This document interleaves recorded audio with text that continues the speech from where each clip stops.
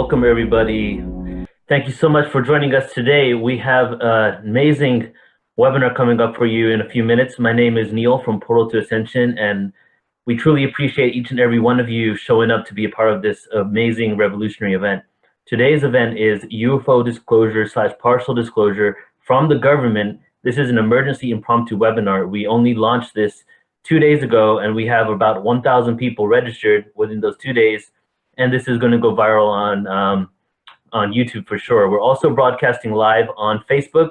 Just went live right now, so you can click to the Portal to Ascension page on Facebook. Please share it. Let's get this awareness out there. Most of you hopefully have seen the recent disclosure from Tom Delonge, ex-members of the DoD and the CIA, and what they're saying about unidentified aerial phenomena, and even more so what they are not saying. And our presenter today, Grant Cameron, who has actually been waiting for a disclosure like this to happen and been telling us, and we've done a few webinars with him in the last year. He's back with us today to give us an update on really what is going on, what is the agenda, and more than anything, to really assist us in steering our awareness and consciousness on true disclosure, on full disclosure, from a place of oneness, consciousness, rather than that of fear. He is the foremost researcher when it comes to governments, and especially the US government, in regards to extraterrestrial presence, and also the connection to each president. His website is White House UFO, and he does exactly that. He's done a lot of research on the Clintons and different presidents and what they know and what has happened over the last 70 years in regards to the secrecy that has been kept from us. So I'm extremely excited about today and what is going to happen. This is it, guys. Like, something now for sure, like we know something is happening, and it's coming out in their own way. And now really is the time to take this to the next level and usher in what we've all been waiting for, which is disclosure. So I'm going to go ahead and bring Grant on. Grant, are you with us? I'm here. Thank you, Neil. Welcome, brother. Go ahead and start your video. There we go. Okay. And we will share screen here. This is going to be basically my take on what happened. People who know what I've done, that I had sort of talked about Tom Delonge quite a bit a year ago already, that this was going to happen. And so I'm just going to give you my opinion on what I saw, and I'm going to give some background to how this thing actually set up, because I don't think a lot of people, they're just seeing one story at a time, and to put the whole story together to know how Tom Delonge actually started this thing, how it unraveled, which will give you some insight maybe as to what's going on. But basically, these are my own opinions, and I watched it along with everybody else. And so here's, let's go to... And Grant, at any point, if you're willing to take some questions, let me know, because we have some people emailing them in, okay? Yeah. Okay. Can you let's hang on here. Yeah, we see your screen. Okay. Okay. Hopefully the audio comes through. Yep, it does. Okay. Okay, so basically, this is my take, my view of what happened, and not much caught me by surprise. There was one aspect, and I'll get into that I sort of missed, but a lot of what I saw was predicted by a lot of people that were telling me what was going on. So I'll start with my biases. And I don't believe anybody has to go in the gas chamber, so I really don't believe there's a real evil government. I will preface that by saying there are some people in the government, and it may tie into this story, that have an idea that we need war, that we need these kind of stuff. But I would say these are people are sort of deceived by beliefs rather than my experience dealing with high-level government people that I've dealt with is that even though they may be deceived, they're basically everything they're saving the world. The more important bias that I have, and this really ties into the Tom Delonge story, is I firmly believe there are no evil aliens, and Tom Delonge does believe there are evil aliens, and that's sort of a big part of this story. So even though Tom Delonge, this news conference did not bring this aspect of the story up. Now, whether they held it back, they told him not to bring this up, but this is a part of the Tom Delonge story that sort of caused me to write a book and to sort of balance the opinion. He may be right, he may be wrong, but I wanted to balance the thing, and that's my bias. I do not believe there are any evil aliens. So I'll start with this clip. This is from when it comes to evil aliens. This is Frank Edwards, who was the top radio broadcaster in the 1950s. He had 10 million listeners and was also into UFOs. Here's him with President Truman.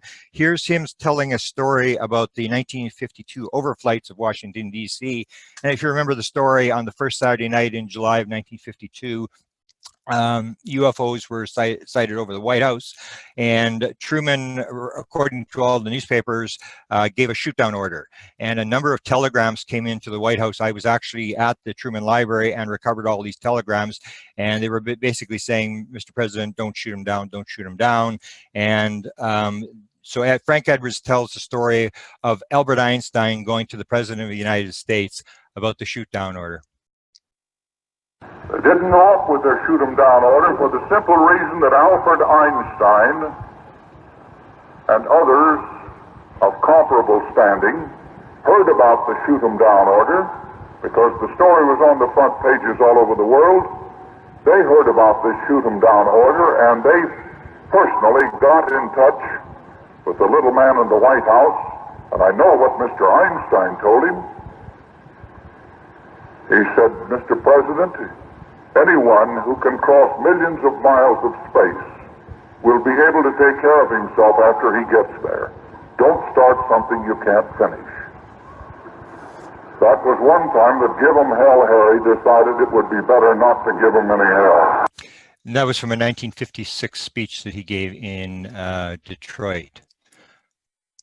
Another bias, and this Tom DeLonge agrees with, this is not the first rodeo. This is something that's been done many times before. And when I first heard that Tom DeLonge had these high-level sources, that was the first thing I thought is like, this is not the first time this has happened. Here's Tom DeLonge with my friend Chris Bledsoe, and here's Tom DeLonge talking about the fact that he wasn't the first. Share with us, what is their agenda? Why would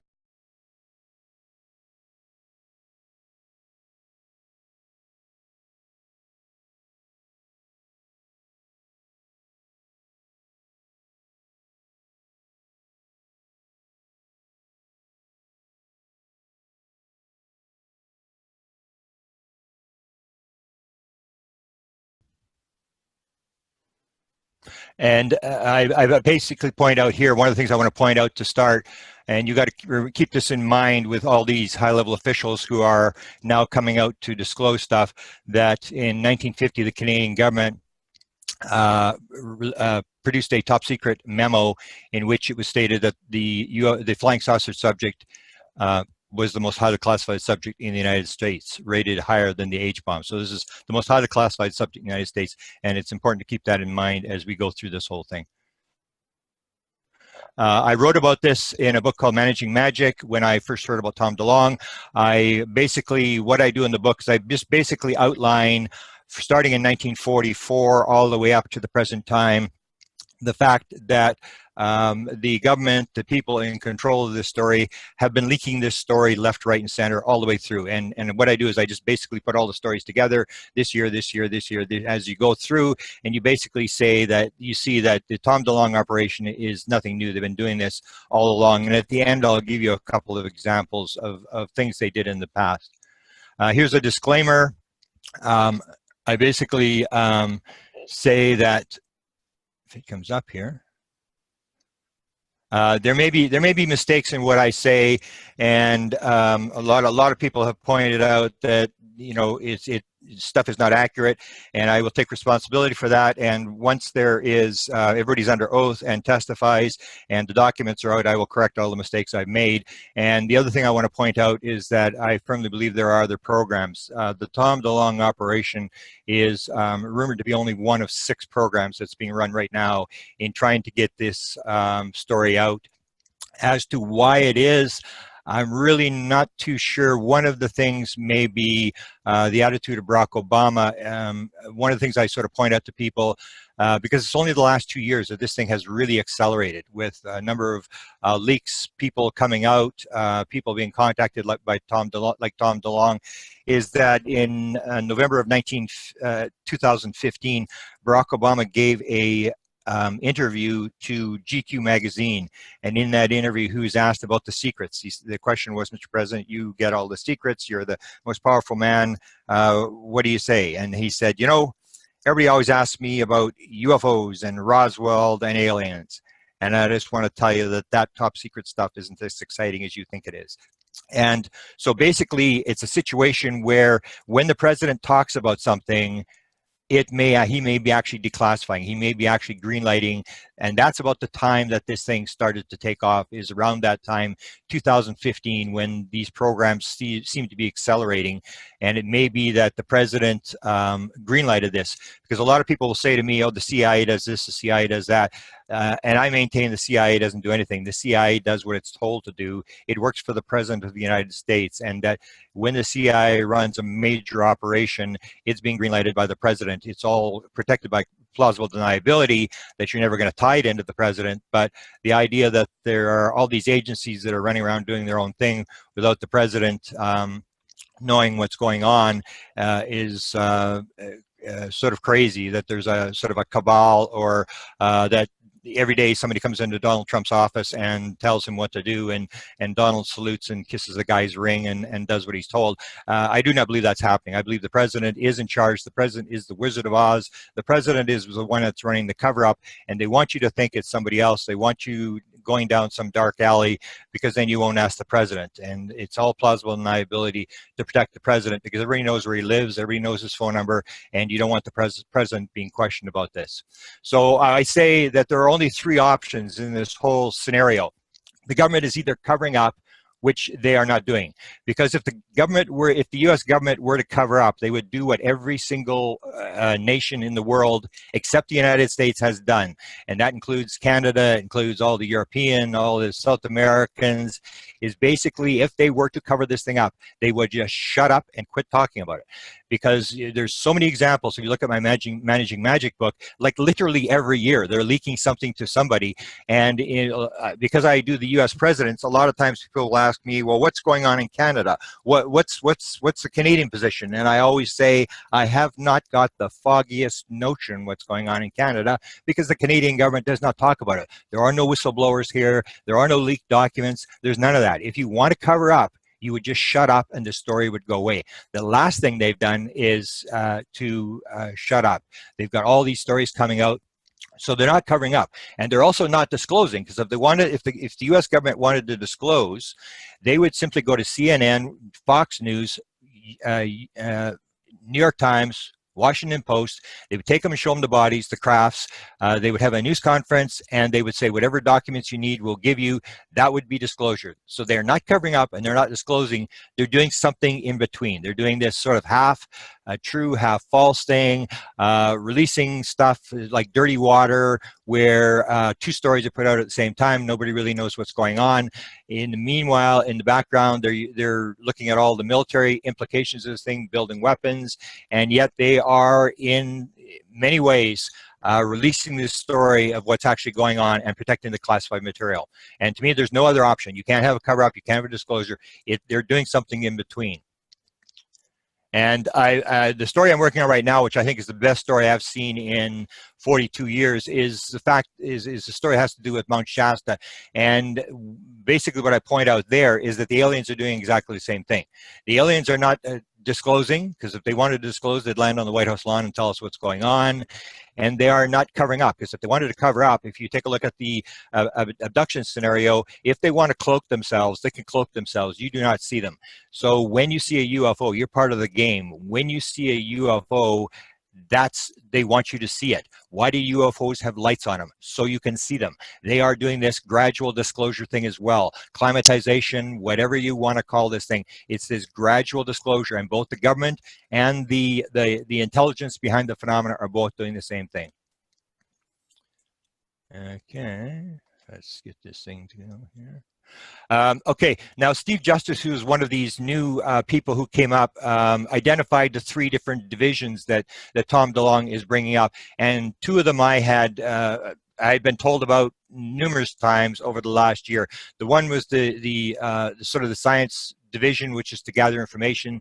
The aerospace division was the one that sort of caught me off guard, where Tom Delonge has started this operation where he's got this sort of a company where people invest, and the money is going to be putting into harvesting technologies, understanding to build toys. Like, everybody wants toys, everybody wants some sort of feedback, and a lot of people are interested in this sort of thing. Stephen Greer did this as well with the free energy thing, invest in all these free energy devices, and Tom Delonge has gone down the same road. And this was something I really didn't hear during the year that I heard about this thing unfolding.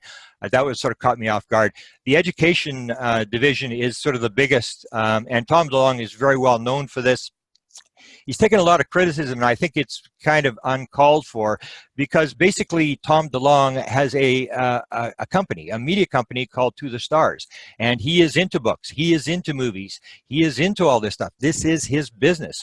And so the fact that he would be selling books and he would be making movies, for people to say that he should be doing this for free is absolute nonsense. If we were to get some major TV station to do a story, or a newspaper, or Steven Spielberg or somebody, we wouldn't expect them to do this thing for free. So he is running a business, and this is part of the deal, is the books and the movies and whatever. And he's taken a lot of static about the fact that he's selling stuff. I don't really fault him for that.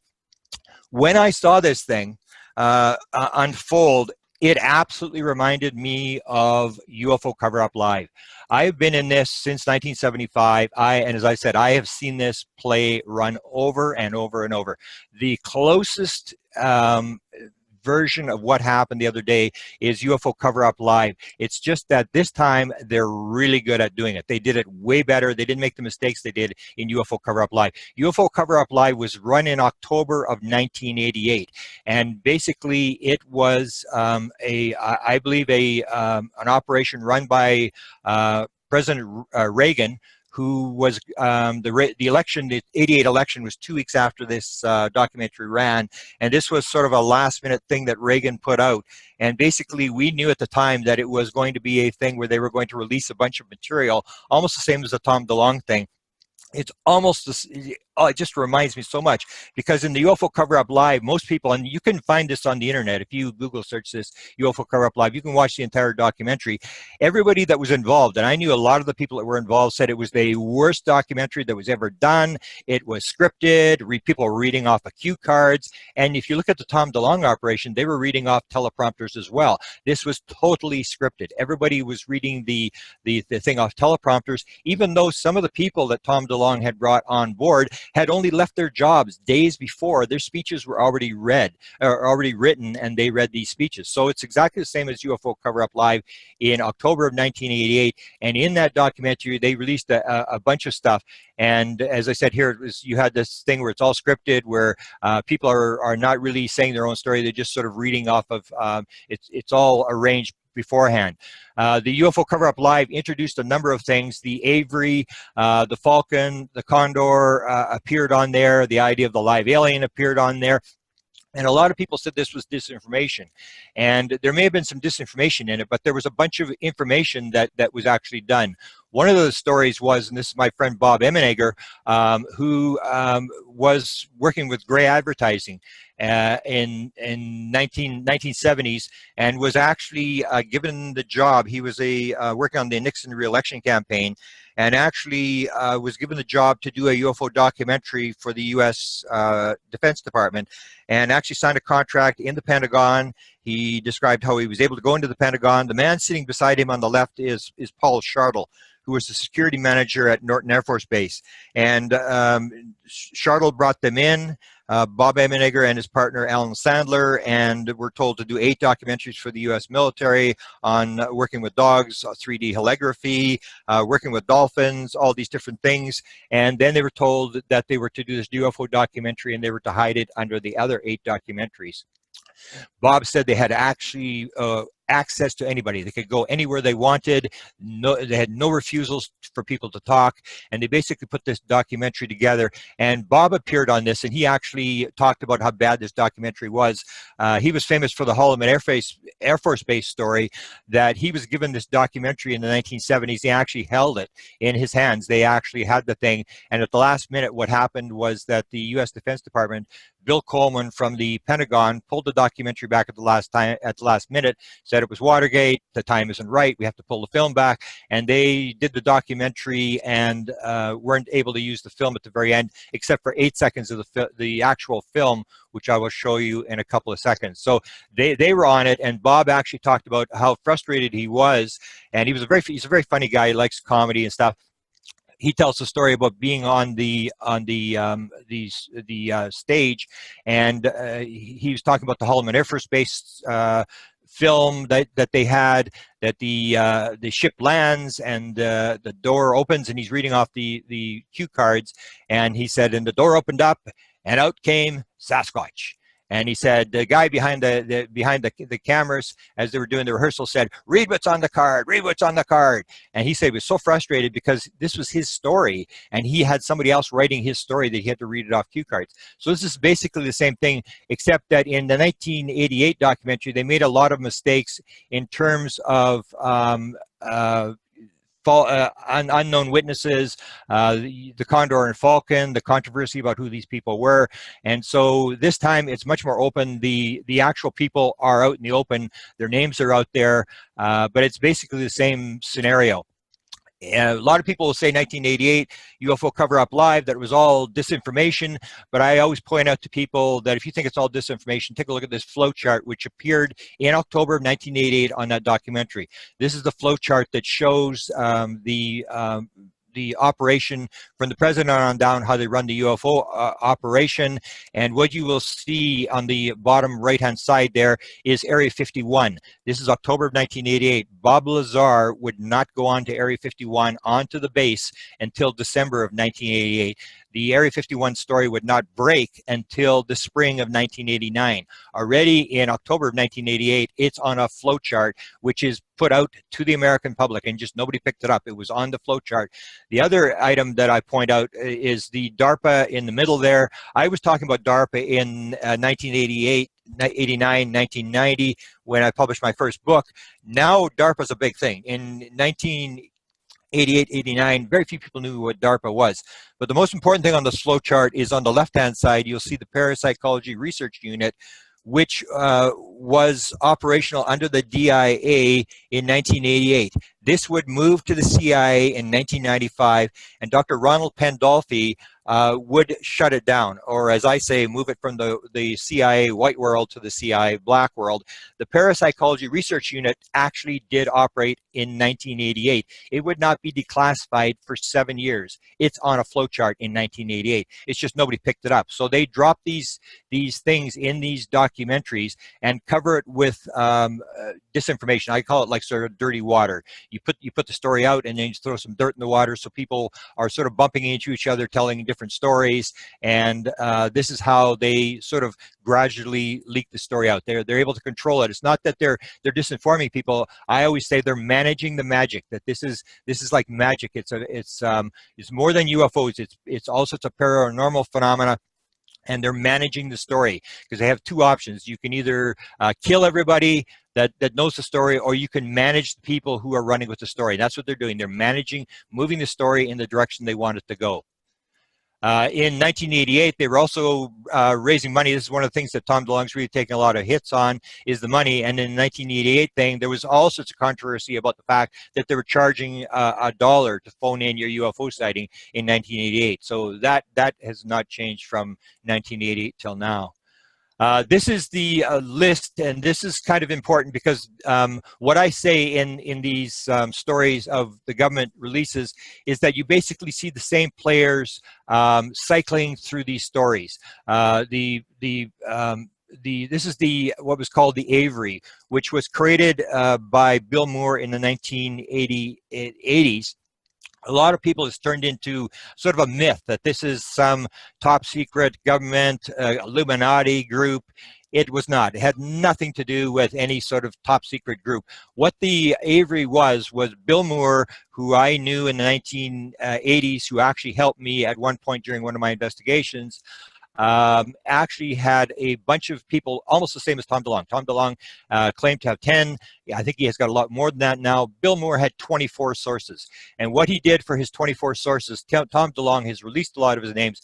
Bill Moore never released his names of the people he was talking to, and he's still, everybody's just guessing who these were. And what he would do is he would give a bird name to every one of his sources so that he and his partner, Jamie Chandray, could talk about these people that they were talking to without using their names on the telephone. And you'll see on the top, the number one that they have here was Hal Puthoff. Now, Hal Puthoff is now on the team for Tom Delonge. And what you'll see is that these people cycle through. It doesn't mean that they're bad people. What it means is that these are people who at some point in their career, whether they were military, whether they were intelligence, whether they were government, at some point in their career ran up against the UFO phenomena and they got a little bit of the story. And they realized they had security clearances, and they realized through Bill Moore that there was a bunch of other people who had security clearances, and they started to talk to each other after Bill Moore left. But these people talk to each other because they're all trying to figure it out, the same as you and I. It's not that they're bad people. They're people who have gotten bits and pieces of the story. The Blue Jay is the one example that I had the story told about. Dr. Kit Green, who was one of the people who ran the UFO Weird Desk, supposedly from 1969 to 1983. I was told that he was a physiologist, and he always wanted to be briefed on the alien autopsy, and he was never able to be briefed on the alien autopsy. So you have these people who have bits and pieces of the story, and they're trying to put it together the same as you and I, but they cycle through. So 1988, these guys are there, they're in the middle of the mix, and they're trying to figure out what's going on. So if you have a guy like Bill Moore who has all these contacts inside the government, everybody wants to be a part of it because this is where the answers are. The same was with Tom Delonge.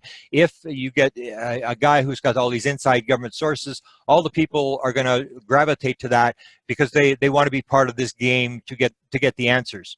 The Seagull was Bruce Maccabee. I'll talk about him in a minute. The Penguin was John Alexander, and John Alexander's name was thrown around numerous times in the Tom Delonge effort. And the Hawk, we'll leave him out. We'll leave out the Chickadee. Condor, the first indication I got that Donald Trump had been briefed came through Bob Collins' Facebook page. This is the important one, the Falcon. The Falcon was, according to Bill Moore, he said it was Harry Rositsky. And this is almost exactly the same type of operation as what's happening with Tom Delonge. Harry Rositsky was a high-level CIA official, counterintelligence official who had been brought out of retirement to run this UFO operation, where they were leaking material to Bill Moore and Jamie Chandray as to how this thing was operating. They put information, disinformation, and they would leak this stuff. And Harry Rositsky was brought out of retirement. If you know the story with Tom Delonge, the man who's running the Tom Delonge operation is Jim Semivan. Jim Semivan is the same deal. Jim Semivan is a high-level ex-CIA official that worked in the Bush White House, a briefer to the president, and he is basically given the job of running the Tom Delonge operation. So you have basically that same pattern of high-level CIA people being retired, and you'll see that pattern over and over again with the DeLonge people. You see these people who are retired, they come out of retirement, the next day they're with Tom Delonge. So there's a key element that you don't have operational government people. You have people who retire, are then briefed, and then are moved into these operations. The other name, and there's only a couple of people who've ever used this, is Lieutenant Colonel Roland Evans. He definitely was the man who phoned Bill Moore from Offutt Air Force Base in 1980. He was called the DIA man in Washington. He was a key official. He was the guy who wrote the glowing report on the Iranian jet fighter case, where they shut down the jet fighter. He was also heavily involved in the NORAD documents that were released in 1976. And he was definitely part of the operation and may have actually been one of the Falcons or the Falcon. Richard Doty, everybody fell for the Richard Doty being the Falcon thing. Richard Doty was a very low-level guy. He was only involved for a couple of years. The Raven, there's a bunch of names that were thrown around, ex-CIA directors Gates and Helms, and Henry Kissinger's name was thrown around. But again, Bill Moore never released who his people were, and all this is guesswork as to who Bill was dealing with. But I was assured from my experience with Bill that he was dealing with some high-level people in the government, the same as I'm absolutely sure that Tom Delonge is dealing with high-level people in the government. Tom Delonge is not making up this story. He is dealing with the people he says he's dealing with. Here you have the Partridge was part of the Avery in the 1980s, and it's Jacques Vallée who writes the foreword to one of Tom Delonge's books, and Jack Verona, who we will leave out. So that's to give you an idea that these things cycle through years. Bill Moore, one of the researchers who knew Bill, told me that Bill had told him that he had worked for the CIA when he was in university. He had been recruited. Bill Moore spoke Russian. He had done a couple of jobs for the CIA, and that when he got very interested in UFOs, he contacted his friends inside the CIA, and that's maybe how he got to be the person who was picked. Jamie Chandray, according to Bill Moore, was also CIA. So you have these people, and you see the same story in 1988 replaying itself now through a different person. This is the guy, this is Ron Pandolfi, who's rumored to be the guy who briefed the last 6 presidents on UFOs. He's the top guy. He actually may be on top of this whole operation. We really don't know. He's still sort of operational, and it's all sources and methods. So when the DeLonge thing broke, when the news conference was over, the first person I phoned was Ron Pandolfi's best man, Dan Smith. And I asked Dan, I said, so what did Ron say? What's Ron's got to say about this? And basically, Ron put out the fact that he said Hell put off as a crook, and that Chris Mellon is sort of a crackpot guy, and that he had been in this, Mellon had been in this since the 1980s. The problem with all this is that this is all sources and methods. If Ron Pandolfi knows what's going on here, he cannot talk about it. He cannot identify who's running it, because it's all either a source who's running it, or it's a method. What are they doing? And so we didn't get much out of this. We did a thing with Dan. His wife, Aliha, is actually running go-to meetings.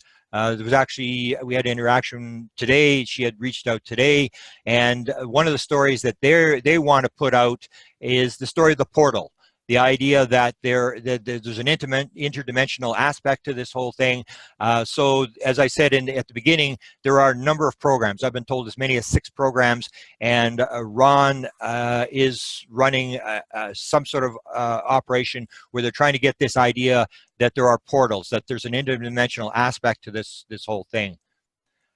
Here's one of the stories going back to the 1980s. A lot of people say, well, no, this is all just disinformation, this is all just garbage. And here's the one story. I've always written about MJ-12, and people will say MJ-12 is not real, but they very rarely ever reference my material, because I've written a lot about MJ-12 and how the documents are all phony, but the group is very real. One of the stories that I haven't really told, and I'll tell it now, is that Bruce Maccabee was one of the Avery. Bruce Maccabee was the guy who actually was brought in by Ron Pandolfi to do a briefing for Bill Clinton's CIA, or his science advisor. When they knew Rockefeller was coming to the White House in 1993, Rockefeller asked for a UFO briefing from the CIA. It went to Ron Pandolfi, but Ron Pandolfi could not do a briefing for the science advisor, because he knew this was all going to go public. So, and the CIA is not into UFOs. So what he did is he hired Bruce Maccabee, and Bruce Maccabee, being a private citizen, it doesn't really mean anything. So he produced this briefing for Clinton's science guy. And one of the other stories that I tell, and this, you have to, if you want to believe in disinformation, you have to sort of explain this story, is that the MJ-12 document was released in 1987, Washington, D.C. I believe it was in May at the MUFON conference. And within hours, Ron Pandolfi had brought Bruce Maccabee into the CIA to a standing room audience at a lunch audience where agents were there, and standing room audience only, and he lectured on the MJ-12 document and on the 1,000 pages of documents that had been released through the FOIA. So the question is, if the MJ-12 is all disinformation, why would you actually take that document, bring somebody into the CIA, and actually tell everybody in the CIA? Because the story was that once he made this lecture inside the CIA, that everybody was looking for documents. Everybody was trying to find UFO documents. And so you see this kind of thing where Ron is actually, seems to be at many times the good guy who's actually trying to control the story, but trying to get the story out. One of the key things that some people missed on the Tom DeLonge thing is that it was backed by John Podesta. And that's one of the reasons why I have some faith that there is some oversight in this thing, that John Podesta, I believe, is one of the good guys. I do not believe that John Podesta is out to destroy the world. And John Podesta actually tweets twice, not once, he tweets twice for people to watch the Tom DeLonge effort the other day. So we know from the WikiLeaks stuff that he was involved, that Tom DeLonge had phoned John Podesta, and that John Podesta had quietly listened. And this is an important story. DeLonge phones him. He says he really thinks that Podesta really isn't listening, that he couldn't sell him the idea. And he said, I'll get back to you. And it's 2 months until John gets back to him. And then John says, okay, I'm ready to play. I'm ready to be a part of this. And the key would be that Podesta would go and find out who's talking to DeLonge. What are we doing? Are we getting something out here? And one of the things you got to remember in this whole thing, Ron Pandolfi is the supposed briefer of President Trump. He is a high-level briefer to the president. Jim Semivan, who runs the Tom DeLonge operation, is the briefer to the president. And you get Podesta, who is also a high-level advisor to the President of the United States. So what you do is you have in these operations, the UFO operations, you have people who are not just high-level people, you have people who are in daily contact with the President of the United States. So I would say that this stuff is coming right from the top. It's being authorized, and Ron Pandolfi actually has stated that Donald Trump is for disclosure, against disinformation, and that he has allowed this operation to run. He's not really interested in this operation, but he has green-lighted this operation to gradually leak this story, the UFO story out, but he's really not that interested in it. But you see all these high-level people who are actually inside the Oval Office, not just high-level people close to the president. In the story, the other thing that I noticed that happened is that the media was already set up for this thing, that this was very well organized, and that Podesta's friend Leslie Kane actually writes this, and you'll see this in past histories, that when you have a big operation, you try to control the media as well. You try to get stories into the media, and this is a story about the first detonation of the Trinity in 1945 in New Mexico. William Lawrence from the New York Times, a science writer for the New York Times, had actually been brought and briefed on the atomic bomb. He was there when they detonated the bomb, and when the story broke, it's the old story, is if you detonate the Trinity bomb, a lot of people are going to see the bomb. So you have two options. You can either kill everybody who saw the bomb being detonated, or you can run a cover story. You can control the story. And so William Lawrence's role was to put out the official cover story, which was that there was a munitions dump had blown up. And so he put it into New York Times. He was actually on one of the planes that dropped the bombs in Japan, and he won another Pulitzer Prize. So he won 2 Pulitzer Prize, and he coined the term the atomic age. Now, in the Tom DeLonge thing, Leslie Kane writes the article, and you see that she has access. She's been given access, I would imagine, through Podesta, that all the Tom DeLonge's people are given interviews with Leslie Kane, and she writes a fairly good story about what it is. the three things I want to sort of point out is that she does talk about the gradual disclosure thing. This is what I have said all along, that there is a gradual disclosure. And in Leslie's article, she actually says, subsequent delays have been out of DeLonge's control, but everybody involved agrees with the necessity for a gradual release of information. So this is sort of the official position. This is a gradual release of information. These independent sources provided him with information about the UFO phenomena and worked with him to develop a plan for the incremental release of this information through To the Stars, which is his media company. Then this is where I sort of I have a sort of a different opinion, is this last one. And I'm going to go through this, and it takes a little while to go through, but it's very important. Tom was gradually able to establish relationships with flag officers and other highly placed individuals in the aerospace industry, intelligence, Department of Defense, and NASA. I was astonished at Tom's ability to win the trust of these impressive advisors who at first wished to remain anonymous, yet obviously believed that this information belongs to us all. Now, Tom did work the system very well, but what I'm going to say, and this I'm going to actually play some clips of Tom talking to establish the fact, the reality of the fact that Tom, like Bill Moore, was contacted, and he was set up for this thing. And it doesn't mean that Tom's a bad guy. It doesn't mean the government's a bad guy. This is how they do it. And what happened in the Bill Moore incident was Bill Moore had written the book, The Roswell Incident, in 1980. It sold a lot of copies. He was on his book tour. He got a phone call right at the beginning of the book tour, and what they said to him is, "You're the only guy who knows what you're talking about." And Bill Moore believed he was the only guy who knew what he was talking about. And he said, "Yeah, you're right." And then he gets the second phone call from Offutt Air Force Base about a week later, and the guy says, "You're the only guy who knows what you're talking about." And that's the hook. They bring Bill in, and Bill believes he's the only guy who knows what he's talking about.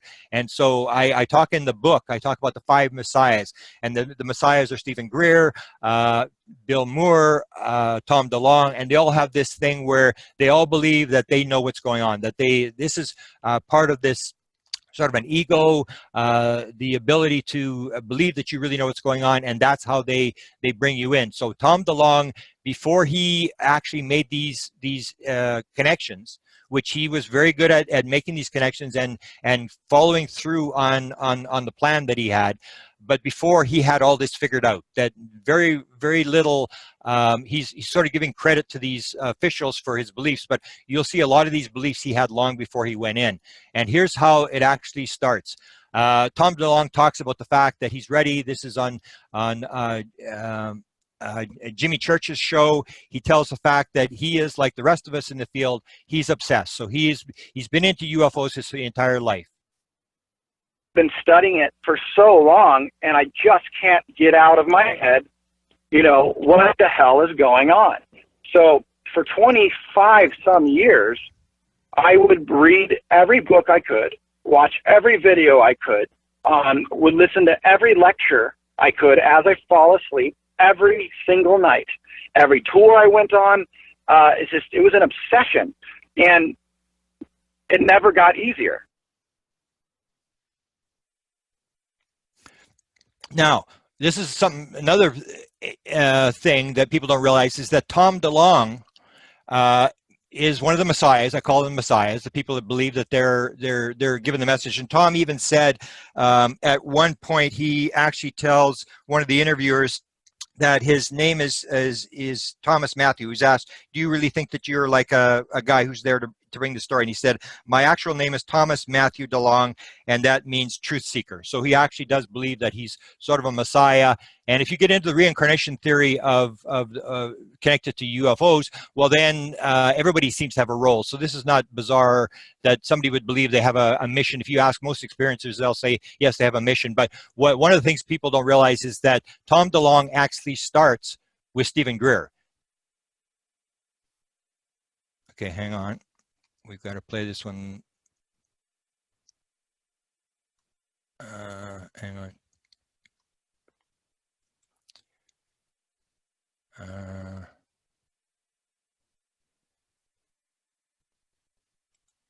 And as soon as my band started selling records, the first thing I did was I reached out to Dr. Stephen Greer, and so here I am. I'm selling records, and I'm thinking, you know what? I got to use my name for something here, and I'm going to try and reach out to. At the time, he was one of the leaders in the field of ufology, and he's like this. And so I call him up. I'm like, hey, my name's Tom Delonge. I play in this band, and he had daughters in college at the time. He totally knew who I was, and they knew who I was. So I kind of used it. And I said, hey, can I want to fly you out to a show. I'm on tour right now. Let me fly you out. I want to talk to you. So he flies out, and he's got this backpack, and has 100 hours of VHS tapes in his backpack of interviews with these people from like NASA and Boeing and Northrop Grumman and the Vatican and astronauts and the list goes on. And we started talking, and it was fascinating. This was one of my first people that I can actually sit down and have a good conversation about this topic.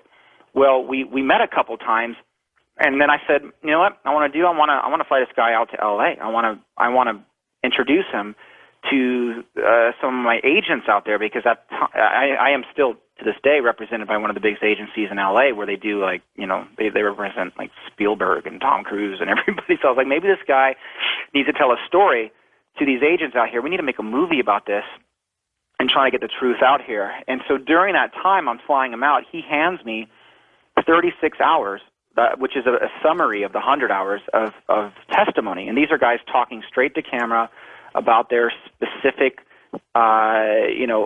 things that they've done with the UFO topic or whatever within their jobs in the government. So he gives me these tapes, and I'm kind of sketching out a little bit. I'm kind of, maybe because I think he said I was the only, because I was somewhat famous, he thought I would be a good person to give them to. So here I am with like 36 hours of tapes. I don't know what to do, so I'm like hiding them in my house. I'm like, I felt like these things were like radioactive. Like I was like, the government's totally out to get me or something. But then my phones start going crazy, and I didn't know this till years later, but it seemed to be the prime example of what happens when your phones get tapped, where there's buzzing and people talking. And I moved 4 times during this 3-year period. And each time I moved, my phones were totally messed up. And I kept wondering, what is wrong with my phones? Now, and as soon as my band started selling...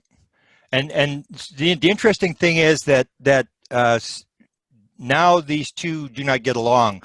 Stephen Greer believes there are no evil aliens, and Tom DeLonge basically believes all the aliens are evil, and that we should use nuclear weapons in the high atmosphere, do the space-based weapon thing, and kill these, he calls them the bugs, that we should take them out. So now we have this thing, and Tom DeLonge believes that Stephen Greer is being taken for disinformation, and Stephen Greer believes that Tom DeLonge is a subject of government disinformation. So you have these things, but they basically started together. And here's the sort of what I call the Messiah bonus. But I gotta say, years later, when I look back at this whole episode, it really, the UFO thing is such a deep, complex, like hall of mirrors. But it really seems like, from my interpretation, at least from my perception, I have this feeling that one of the things that's going on with him is someone's using him to send out information. And they want to study how that information gets out. They want to see how it goes across the internet. They want to see what types of circles this information goes into. And here comes along this rock star guy in the middle of it, and they're like, oh my God, this guy's going to take this information and instantly throw it out to millions of young people, teenagers and young adults. So that I think they got, it was like a bonus slam. Yeah, it sounds like a bonus. And so what you have is that because Greer was very well known, and Tom DeLonge comes in, and Tom DeLonge is sold his 30 million albums and is a very powerful guy. The government also knows, and Tom DeLonge actually does talk about this when he goes to Lockheed Skunk Works, when he's talking to the head guys there. The one guy confronts him about a conspiracy website that he had run with all sorts of weird conspiracy stories, and that they seem to know all about him. So you got to keep this in mind, that before Tom DeLonge gets involved, they know who he is.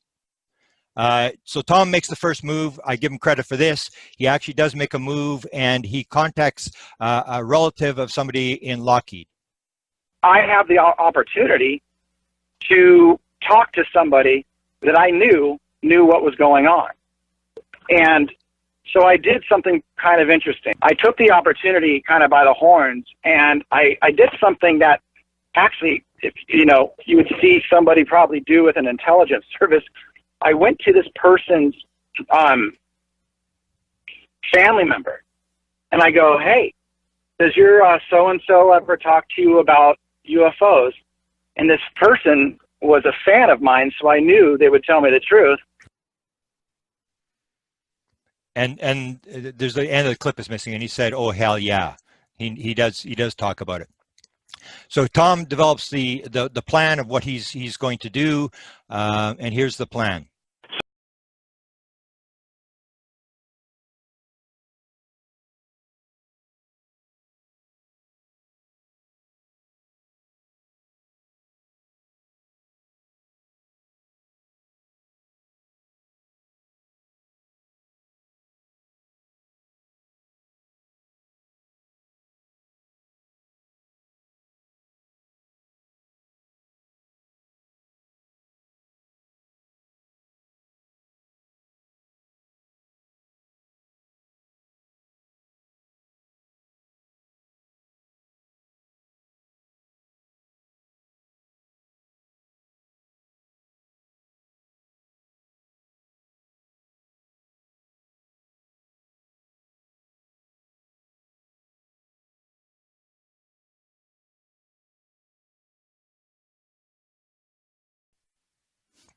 Now, here's the key to the whole story, and this is that the story is put out that Tom made these contacts. It's exactly the opposite. He is contacted. It happens at a barbecue. He's invited to introduce the head of, I guess it would be Lockheed Skunk Works, and here's him telling that story where they contact him.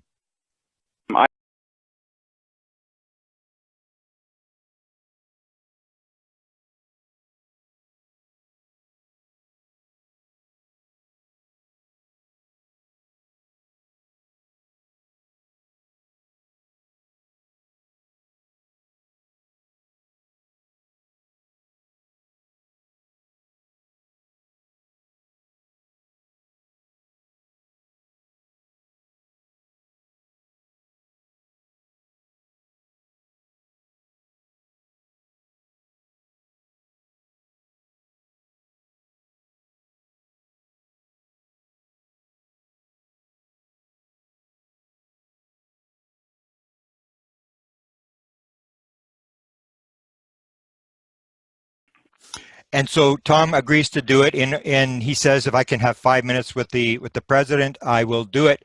And this is how it starts. So they invite him in. They know who he is.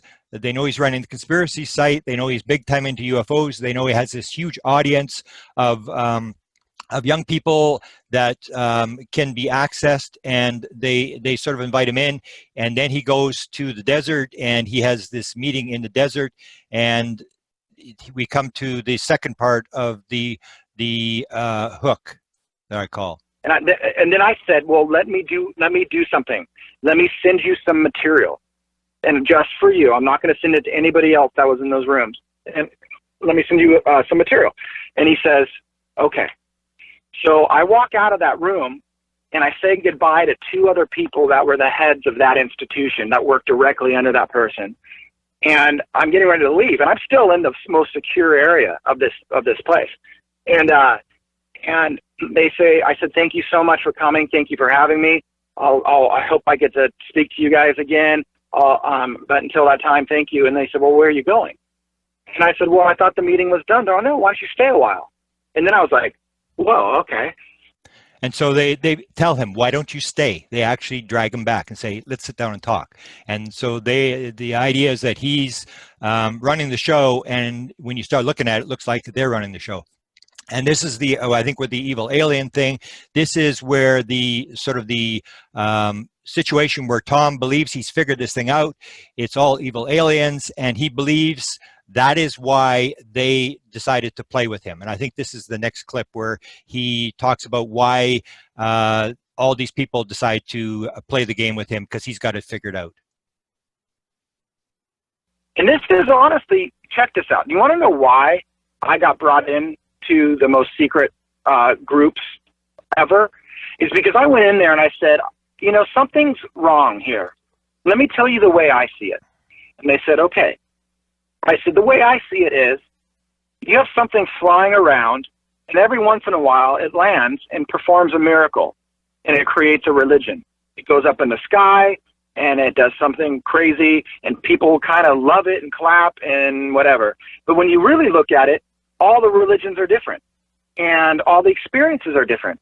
And what happened after that? Well, we just started killing each other. Right. We really started killing each other, and no one stopped to all look and go, wait, what did you see? What did you see? What was that thing that did that dance? Oh my God, you know, like, oh my real God, you know, right. What is that thing? And I said, so I went to them with a thesis called a cargo cult. And I said, we're all cargo cults. Me and Peter Levinda created this thesis for the nonfiction books. But I went in there and I said, so the first thing it does is it creates religious experiences, then it dances in the sky and Star of Bethlehem type stuff. And you have all these different religions now, and now everyone hates each other. And now we're all killing each other. And then, get this, and then it happens to crash. And it crashes in a few different places, a few different countries, in a few different ways. And then what happens? We got better weapons of war now, big weapons of war. Yeah, now we have the nuke. You know, now we have anti-gravity craft. Now we have all these things. And so I'm sitting here telling these guys this. I'm going, something smells fishy to me, really fishy. And right at that point when I said that, you know, is when I got a communication that came through that says, meet next to the Pentagon on this. So then he's told to meet in Washington, outside the Pentagon. And again, he is not picking them. They are now moving him down this chain of people. And they said, we're going to introduce you to some people. And that's how I got in. Now here's him talking about being at the Pentagon, meeting with the two men and what he's told there, and moved from there to more people. Oh, hang on. So this email, and it says, I want you to be next to the Pentagon at this date and this time. You're going to be meeting somebody from the CIA, basically. It said it in a different way, but I can't say what it said. At a certain location, and there's two guys in suits waiting at a table for me. And here's what the guys, and this is a kind of a key element. This is, I believe, how this thing works. What they actually say to him is how this game is actually played. They make this statement and then send him to the next person that he's to meet. Things like this don't happen at the White House. They don't happen at the Hill. They happen in places like this, at tables like this, where a few men get together and decide to push the ball down the field. And then the meeting was done. I mean, done, like a movie done. So the very next day, I got sent over to NASA. So he's at NASA, and then he meets contacts at NASA, and NASA sends him to the military. And I'm at the highest levels at NASA. I decided to do the same thing where I ask everyone to leave. So this one person, I did the pitch one more time, and they said, you need to meet somebody. So that person flies out to San Diego. I go to another meeting. We get on a conference call, and this person is a very important in the military. The idea that's being put out is that Tom went and banged on all these doors and found all these people. He may have found the first person, but after that, they just led him from one person to another, and that's how he built this team of people. That's very impressive, but they basically set the thing up and realized that he was offering something they wanted. They could manage the story using him, putting it out. Doesn't mean anybody's a bad guy. It just means that this is how the operation was actually set up. Again, John Podesta is involved. Tom DeLonge does an interview with John Podesta, and John Podesta is big time into this thing. And here you have, I show the famous tweet that John Podesta does in, was it February of 2015. Again, it follows the same pattern. It is done on after the day that he leaves the White House. So it's this same idea, is that the minute that you get out of it, you aren't officially a government person, then you can get to play in the UFO game. But as long as you're in the government, you're not allowed to play the game. And this actually happens with Jim Semivan, which is the main guy. And I'll explain it now and maybe repeat it again later. The original story that I heard from two different sources was that Jim Semivan, and this is where I say that people have the idea that there's these evil people in government, and they sit at their desk and they put their children's picture and their grandchildren's picture on their desk and then try to figure out how to destroy the world for their children. There's nobody doing that. People may be totally deceived, maybe totally out to lunch thinking they're saving the world, but everybody thinks they're saving the world. And what people don't realize that a lot of the people that there's two probably in the DeLonge effort who are experiencers. If there are experiencers in the outside world, say 10% of experiencers or 2% of experiencers, there's going to be 2% of experiencers in high-level government. And Jim Semivan was one of those experiencers. Jim Semivan had an experience in the early 1990s. The intelligence, the beings were in his bedroom with his wife, and he was totally mystified by this. His wife was very upset about what had happened there. He went to the CIA, to Ron Pandolfi, and he asked to be briefed. What he was basically told is, pretend this is a one-off. You don't want this in your career. This is not going to help your career. Pretend it's a one-off. And he was not allowed to talk to any experiencers. He was not allowed to get involved in the UFO thing. And he had to sit there. And in 2008, when he retired, from what I was told, Dr. Ron Pandolfi briefed him, and suddenly he was operational in the UFO field. He was able to talk to people. He was able to go out there, and this is how it works. So this is the key thing that you got to sort of figure, that it has to do with people. As soon as they leave government, they are made sort of operational and get involved. But as long as you're in the government, for whatever reason, you're not allowed to play in the game. And one of the things that you see in this thing is that John Podesta actually copies Marie Dowd from the New York Times. And the question we tried to figure out for a number of years was why Marie Dowd was copied on this tweet. And actually, we sort of figured it out. It was that in 1997, she actually writes a very critical article about the crash test dummy story that the Air Force put out to explain the bodies at Roswell. And she basically talks about the total wacko story. And so she's sort of sympathetic to UFOs and to the cover-up. And that's why Podesta copies her on the tweet. So a lot of the stuff that you see, it passes by a lot of people. They really don't see what's going on until you look very closely, and you see that a lot of this stuff is very carefully orchestrated behind the scenes, that people are sending messages to other people, and they are actually, don't look like they're very operational, but they're doing more than it appears they're doing. Marie Dowd actually is the one that goes to President Trump, and she talks about Hillary's desire to open up the UFO files. She asked Trump about it, and she said, what do you say to that? And then Trump says, they're talking about outer space, I assume. I'm not a big fan. And that's what we've heard after he became president, is that he's not a big fan, but he has allowed this operation of gradual acclimatization to go on. In this regard, Marie Dowd is New York Times reporter. One of the stories, and when you talk about the future events, I really can't get into this, but there is actually a UFO-related book coming from the New York Times from one of the reporters, and it'll be out shortly. I was kind of shocked when I heard what it is, but you get a lot of stuff. People think nothing's going on. There's a lot of stuff actually going on at the present time. There's a book coming out from the New York Times. I want to go over this. I did this in one of the past ones, but this is very important because all these witnesses have now disappeared. You have in when Podesta became involved, all his emails were leaked through WikiLeaks, and all these emails to and from Tom DeLonge were made public. And one of the most important part of the whole thing is that on January the 25th, 2016, Podesta, as you see at the bottom, he's the organizer.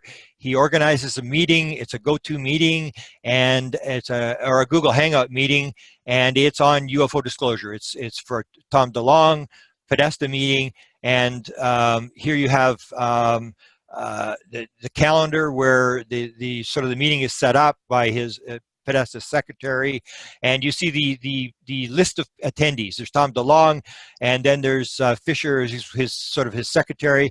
There's Neil McCaslin. There's Robert Weiss, who's the head of Lockheed Skunk Works, and McCaslin is a general, and Michael Carey is a general, and all these people show up for this January the 25th, 2016 meeting with Podesta, who's at that time the campaign manager for Hillary Clinton, and the meeting is on UFO disclosure. And you have this correspondence goes back. You see some of the correspondence from Tom DeLonge to Podesta, and then you see the actual figures. General Neil McCaslin, who's the commander of the U.S. Air Force Research Laboratory at Wright-Patterson Air Force Base, and at the time was managing the Air Force's $2.2 billion science and technology program.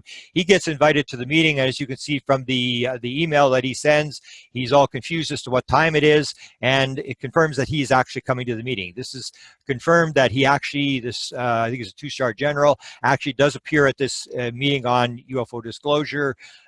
After the meeting, I guess he plays the skeptic in the meeting, and Tom writes a message back to Podesta, and he said, trust me, he's not a skeptic. He just has to say that out loud, but he's very, very aware. He's in charge of all the stuff. When Roswell crashed, they shipped it to the laboratory at Wright-Patterson Air Force Base that McCaslin was in charge of.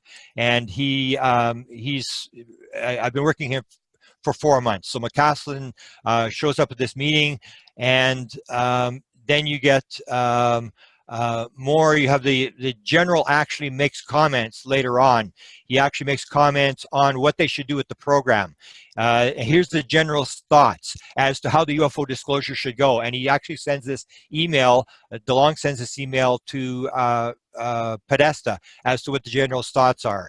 And he was thinking, and he's quoting the general, I was thinking a bit about what the White House memo should say. And he goes through this list of things about the president's policy, do some background on your project, NASA, you need some agency to run this thing, otherwise it's all going to slip through the cracks. And he basically advises John Podesta and DeLonge on how this gradual acclimatization program of getting the UFO story out to the public should go.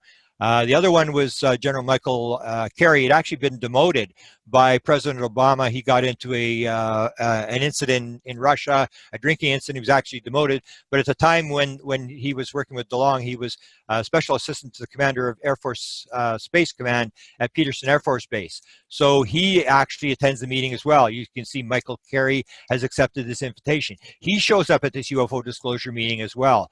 But the key guy was Robert Weiss, who was the head of Lockheed Skunk Works, and Robert Weiss actually attends the meeting as well. Here's DeLonge talking about his sort of his first meeting with Weiss.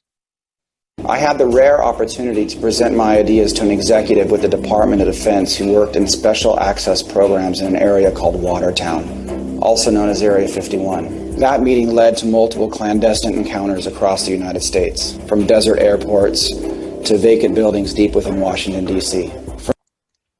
And what you see is that later on, Weiss actually writes a letter to DeLonge, and I'll read what the letter from DeLonge to Podesta says.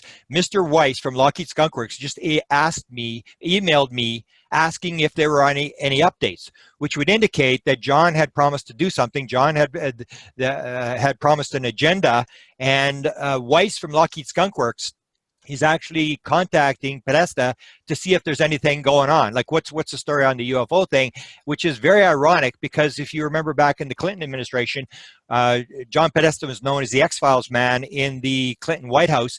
And one of the interviews that he did, he actually admitted that he was a big X-Files fan and he would always go to watch X-Files. He would take time off work and go watch the X-Files, and that he actually phoned Area 51 to find out what was going on. So during the Clinton days, Podesta is phoning Area 51 to find out what's going on, and now he's years later he has Area 51 phoning him to find out what's going on. So the case is completely reversed. So you have Lockheed Skunk Works actually asking John, what's the deal? Is there any updates on this disclosure thing as to what's going to happen? And this is from Leslie Kane's article, and this is why I've repeated these general things a second time, is these early advisors have mostly receded into the background. Now, the key is that we actually had one of the researchers was contacting me and was upset about the gradual disclosure thing, and what can I do? And I said he had lots of contacts at New York Times. And one of the problems we have in the UFO community is that you have all these high-level sources who get outed. And nobody really does anything. The media doesn't interview them. They just sort of come out, they tell their story, and they just sort of disappear back into the background.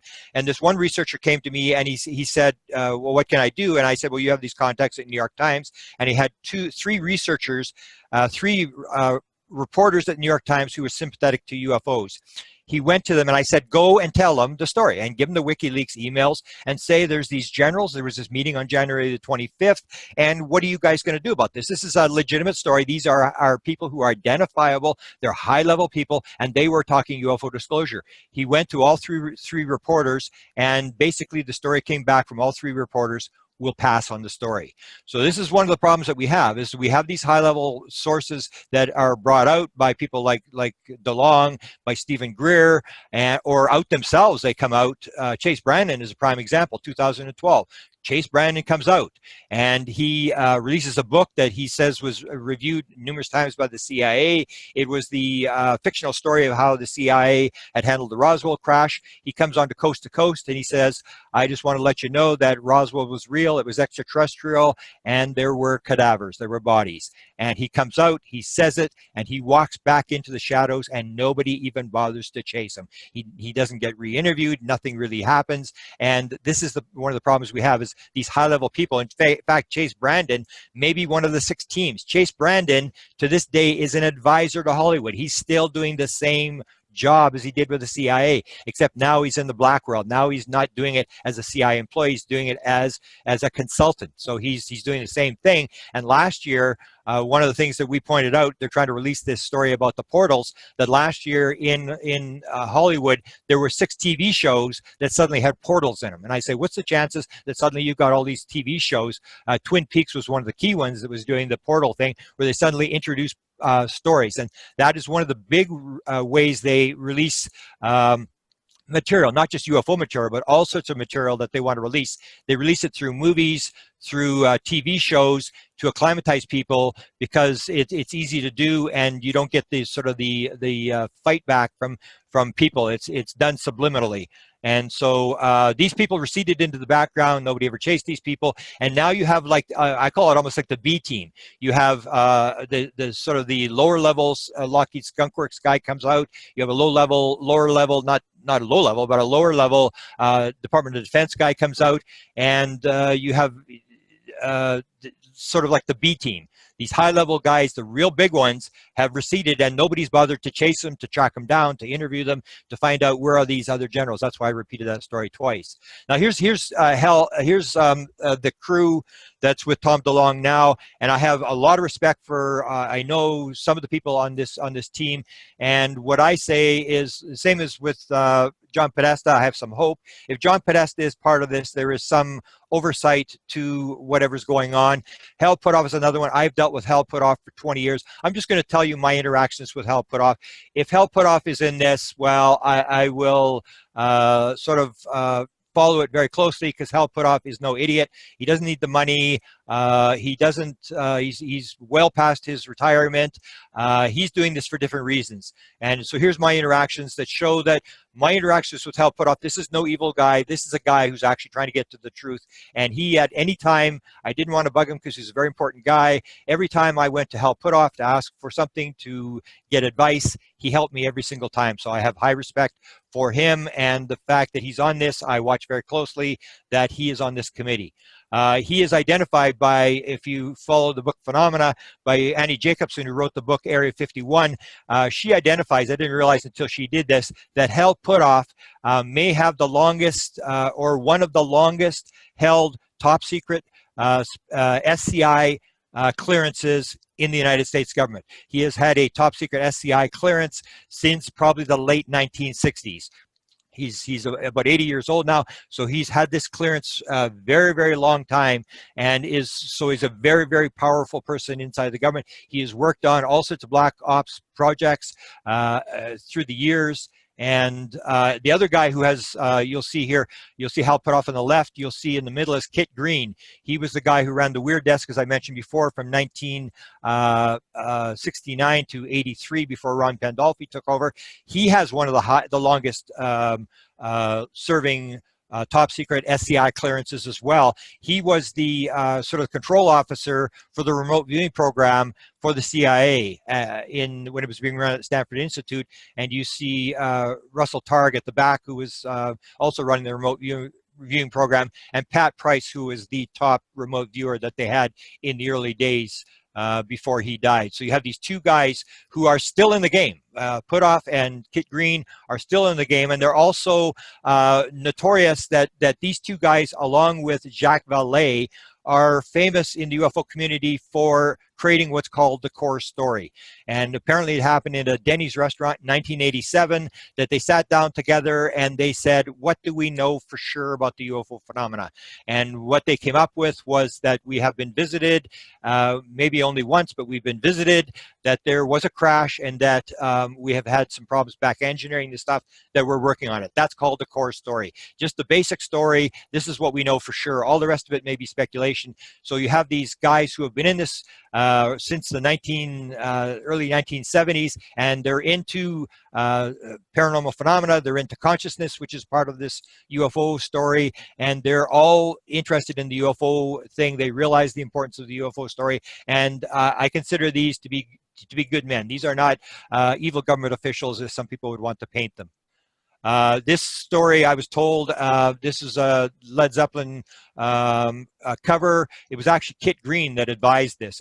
Kit Green was a friend of theirs or something. So you can see these indirect ways that they put stories out into the public. This is apparently Kit Green had a hand in how this album cover was made for them. Kit Green also was involved.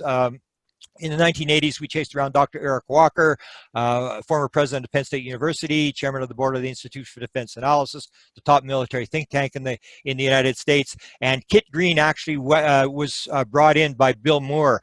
Bill Moore didn't really believe that that Walker was who we were saying he was. We said he had complete access. He told us the minute we brought up MJ-12 in 1987, he said, I've known of them for 40 years. Leave it alone. There's nothing you can do about it. You're wasting your time. You're up against the windmills. Go and study something else. Unless you have the mind of Einstein, you're wasting your time.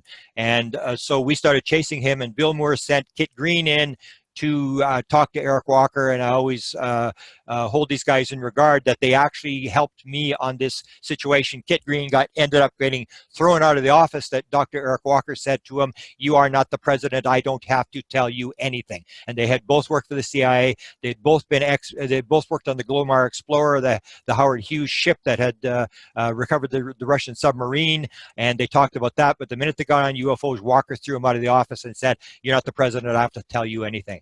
And so I give these guys credit that there are people inside the government who will actually sort of help you, and they are trying to get the answers the same as you and I. The other thing I asked Hal about was, because I'd gone from presidential library, I'd asked Hal about in terms of briefing, because he ran the remote viewing program, and I realized that there were no UFO documents in the presidential library, but I also realized there was no remote viewing documents, and the remote viewing documents had been released by the CIA, so we knew for a fact that the remote viewing program was for real. And so I asked him, I said, was the president briefed on remote viewing? And he basically said to me, until I left, yes. There was a briefing done, and he mentioned Bush, I think, as vice president, that yes, there was briefings done. Didn't tell me anything about the briefings, but sort of confirmed that just because there are no documents in the White House does not mean that the president's not getting briefed on certain subjects. And the other one that happened is these two guys, and this is according to Dan Smith, who's sort of the spokesman for Ron Pandolfi. These are now supposedly the two top guys in the Avery. And as I said, these Avery guys reappear every single time there's sort of an event. For example, they appeared at NIDS when Bob Bigelow started bringing in high-level people. He wanted to find out what was going on, what was the UFO thing, and he could afford to pay these people thousands of dollars a day to bring them in. So he would bring in Hal Puthoff, John Alexander, Kit Green, all these different people, and basically pick their brains as to what's going on with the UFO phenomena. And one of the places that the Avery, all these people show up, is at an event that John had in the 1980s, and it had to do with at first the New York Times called it the UFO Working Group, but it was actually called the Advanced Theoretical Physics Conference, and it was done so you couldn't FOIA it. It was a top secret restricted, and I noticed in the report after DeLonge did his thing the other day that the KLS TV is actually referred to this as an actual program. It was always played as something that John had just put these people together to find out what was going on, and they actually referred to it as a program.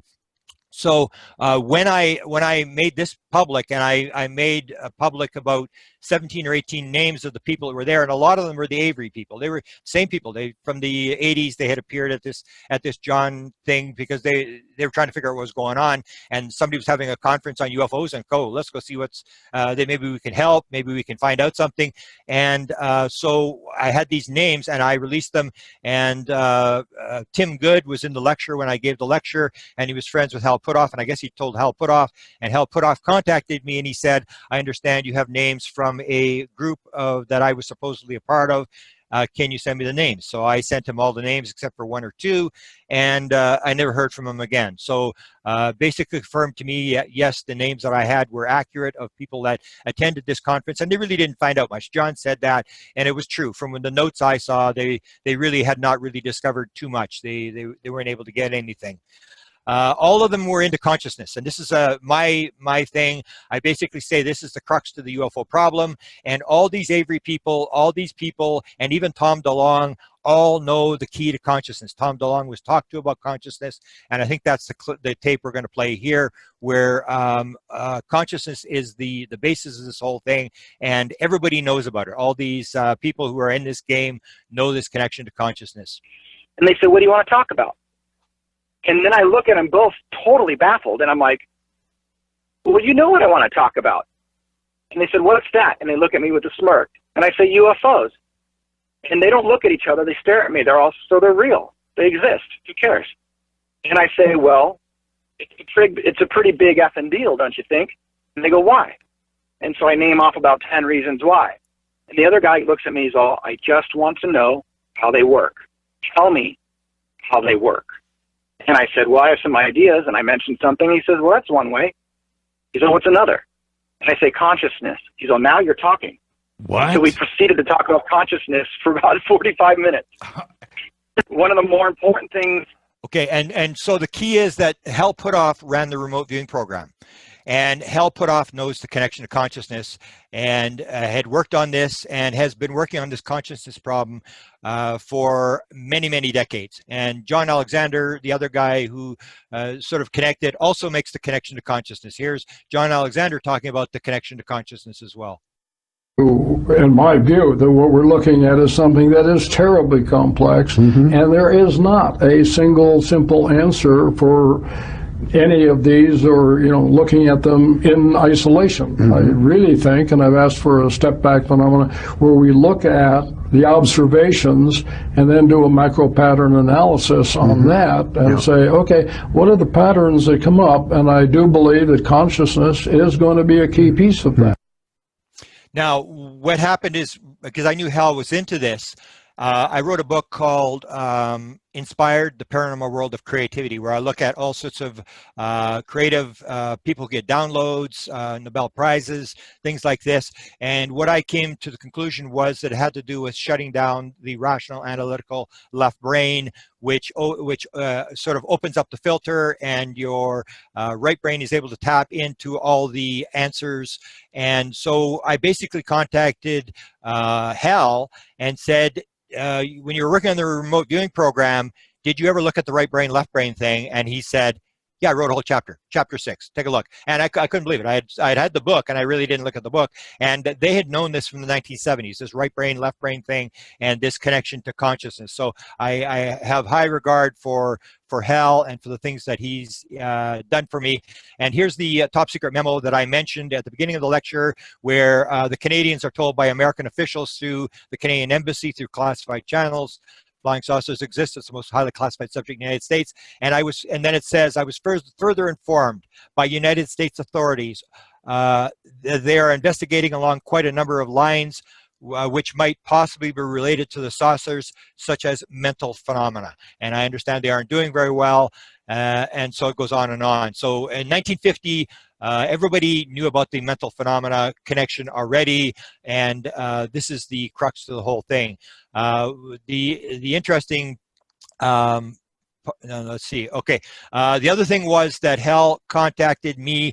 Hal was busy trying to find the Holloman Air Force Base film. And because Bob Emenegger was a good friend of mine, he was also a good friend of Hal Puthoff's, because I had worked on it quite a bit, trying to find out where it was. There had been, when UFO Cover-Up Live had been shot in 1988, everybody said, oh, it's a hoax, it's just a bunch of garbage and stuff. But a lot of people picked up on the fact that there was truth to this. And this Holloman Air Force Base story came out, and Hal and a number of Avery people started looking for this film. So Hal contacted me. What did I know about the film? There was a FOIA that had been filed by Senator Dodd, and that it had, the report had been that he'd gotten through the FOIA that it was in a Navy sink, whatever that means. And so Hal was busy. So this is the thing, is Hal is just a guy like you and I who's busy trying to get to the bottom of this thing. And I think that's why he's with Tom DeLonge. He figures this is an opportunity. He's worked on this his whole life, and this is an opportunity to work on this some more and to interact with other people who are working on this. And he just has a very direct interest. And the Holloman Air Force Base is one of the best stories there is. There's, as far as I know, there's never been a book done on it, but it's a very interesting story that when it comes out, I go to Bob Emenegger, who actually had the film, was given the film by Bill Coleman at the Pentagon, and they had it until they were told to take it back. In the film, the story gets out that there's actually 8 seconds of the film in the documentary. And so I go back to Bob Emenegger and I say to Bob Emenegger, Bob, you said they took the film back. And he said, yeah, they took the film back. And I said, but Bob, there's 8 seconds in the film. And he said, well, yeah, but they took the film back. I said, Bob, there's 8 seconds in the film. Why? You said they took the film back. Why would they give you 8 seconds of film to put in the documentary? And he said, well, it's just background. And I said, what do you mean it's background? And he said, well, it doesn't show anything. It doesn't show the craft. It doesn't show the aliens. So what they do is they actually allow them to put 8 seconds of the actual Holloman Air Force Base film into the documentary. Now, I mean, I'm just going to play the 8 seconds. And all the stuff that they have, the voices and stuff, that's all added by Bob Emenegger's crew. But this is the actual film of this thing coming over the hill. And it's not classified because it's still pretty far away. You can't actually see the object until it actually gets close. And this was a number of people have been talking about this. It was filmed from a different vantage points, and there's 2 different dates put out, which is what they do. 1971, 1964, so that we fight about what the date is. But the actual story is true, that it does appear there was a Holloman Air Force Base landing, which was filmed by the U.S. Air Force. This is Holloman Air Force Base Control Tower. Identify yourself. What's your tail number? You're encroaching on military airspace. The other interesting thing about this and how these stories get out is I said to Bob years later, he wasn't interested in UFOs, so I would get these things and I would find out these things years later because it wasn't until I asked him the right question. I said, you know, Bob, if it weren't for the location, the Holloman Air Force Base story sounds exactly like Close Encounters of the Third Kind. And he said, oh, I didn't tell you? And I said, you didn't tell me what? He said, I didn't tell you I gave a copy to Steven Spielberg? And I said, no, you didn't tell me that. And he said, I told you, Annie Spielberg, Steven's sister, worked on she was a line producer for us. She worked on a number of projects that we worked on. And that she asked that Steven wanted a copy of the documentary. The documentary was finished in 1975. In 1977, Steven produces the document, it produces Close Encounters of the Third Kind, and it's basically the same story. They're waiting for the craft, it's filmed, there's this, you know, the aliens come out of the craft. It's basically the same story. It's just they changed the location, and so you can see how these stories get into the sort of the Hollywood, and they're actually based on true stories. The other thing that Hal contacted me was there's 3 different people who have run the Weird Desk. Ron Pandolfi has run it since '83. Kit Green ran it from '69 to '83. Before 1969 was Arthur Lundahl. Arthur Lundahl ran the National Photographic Interpretation Center for the CIA, which is where they analyzed all the U2, all the SR-71, all the spy photographs. And he was also the guy that briefed President Kennedy on the Cuban Missile Crisis, because he was an expert on photographs and U2 and all that kind of stuff. So he was the briefer, but he was also fascinated with the subject of UFOs. And he ran the Weird Desk. He had told some researchers that he had briefed 3 presidents on UFOs. He was the head guy, absolutely fascinated in the subject. And I had a whole collection of material from different archives where I had collected some of his writing to different researchers. He actually interacted, almost like Ron Pandolfi has interacted with 24 different researchers. Hal Puthoff was interacting with different researchers. And so I collected this material, and Hal Puthoff, for whatever reason, was fascinated in this. And he said, do you have this collection? And I said, yes. And he said, can I get a copy? And I said, sure. So I made him a copy of all these Art Lundahl letters and sent them to Puthoff, which shows that Puthoff is just a guy who's very interested. He's trying to find out what's going on, the same as you and I. Lundahl is also famous for the famous story. If you look at UFOs, UFOs that has begun, it's on YouTube, 1979. Arthur Lundahl is actually involved in a channeling of an alien by the name of Alpha. And the story is actually told by Robert Friend, who was the head of Blue Book. And Robert Friend said it was the most amazing case he'd ever seen in Blue Book. And he actually tells this story of this channeling that happens at the National Photographic Interpretation Center. He's in there, and you'll see him at the window. They're told to go to the window, and a flying saucer flies by the window. So it's a bizarre story of government officials who are very interested in this phenomena, and the same as you and I, that they're trying to figure this whole thing out. The weirdest one with Hal Puthoff was the planet Serpo. Hal never really asked me anything. He would just answer questions that I asked him, and it'd be very short, yes, no. He'd be very simple, and I didn't want to bug him. And at one point I heard the fact that he was reading the Serpo stuff from somebody that worked for him, and he said, I can't believe this guy's reading this stuff. And Hal actually asked me at one point, he said, what do you think of the Serpo stuff? And I said, well, I think it's the same as all the rest of it. They're just doing this gradual disclosure. You've got the true stuff in a bunch of garbage, and there's true stuff in there. And it sort of explained to me why Hal was reading this stuff. And then it was sort of, this was all sort of backed up later in a book called The Mirage Men. Now, the Mirage Men theory of the book was that this is all disinformation, that all this stuff that the government is leaking to us, all the stories, it's all just disinformation. It's to protect classified programs, other programs for aircraft and all this kind of stuff. And they interview Kit Green, the second guy to run the Weird Desk, and they interview Kit Green, and they ask him about UFOs, and Kit basically says, oh yeah, this is for real. He basically, and the people doing the interview for the Mirage Men say they could sort of feel themselves sweating, like, what is he talking about? I mean, what's he doing? And one of the things Kit Green actually talks about is Serpo. And here's what he says from the book. Kit, John, and I spoke for some hours. Initially about the Serpo material, which to our surprise, Kit took more seriously than we had expected. There are certain facts in there, he told us, certain references that prevent me from being able to reject the material out of hand, even if the story that it's telling is patently not true.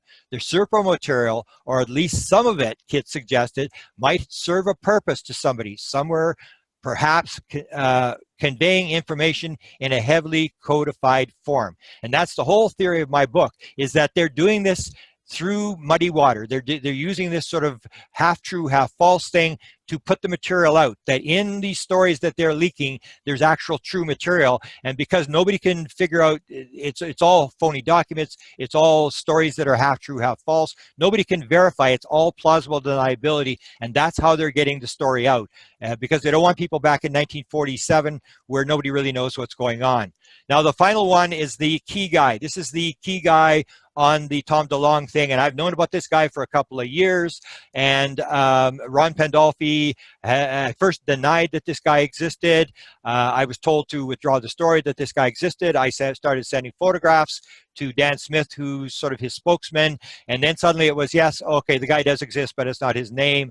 And this is the guy who had the experience in the 1990s. He's an experiencer. Here he's with my friend Chris Bledsoe. He goes to Chris Bledsoe's birthday party because Chris Bledsoe is an experiencer and he's interested in experiencers. And Chris Bledsoe has a very high level of contact. And so Jim Semivan, after he retires from the CIA, and he was high level. I now know what his job was. He was one of the highest level people. He was a briefer to the president and retired in 2008. He talks about the fact that he joined the CIA and that he moved up to the senior intelligence service.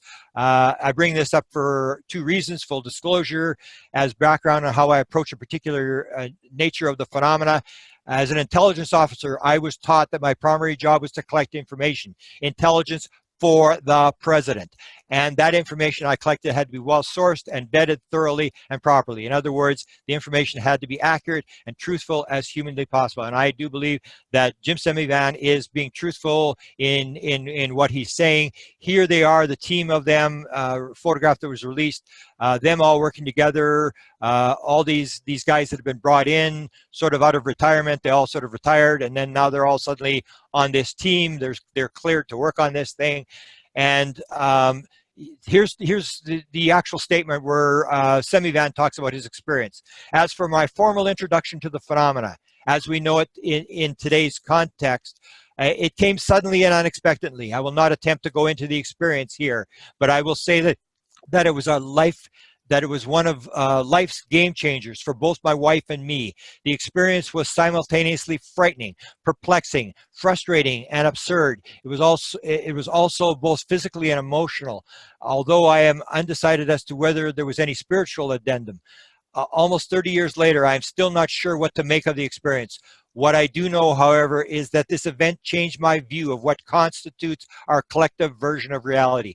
So that's what I say is important, that people have to realize that some of the people that are in these operations are people just like you and I. They've had an experience, and I had an experience in 1975. I'm trying to figure out what's going on, and they too are trying to figure out what's going on.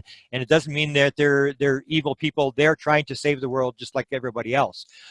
He said, and this is what he said as well, he said, I am very much aware, particularly in regard to the phenomena, that this measured and linear approach, which is like the scientific, we're going to, nuts and bolts thing, this linear approach is arguably laughable. How do you make sense of it when there does not appear to be any there? The phenomena seems to work on another level, consciousness, dimensions unknown to our science. So again, he brings up this consciousness thing. And this is why the idea of the portals is so important, is that it brings up this consciousness thing, that this is not nuts and bolts, that consciousness is the ground of being, and that material is secondary. And once you start to understand how the world is actually built with consciousness, then you start to sort of understand what this magic might all be about.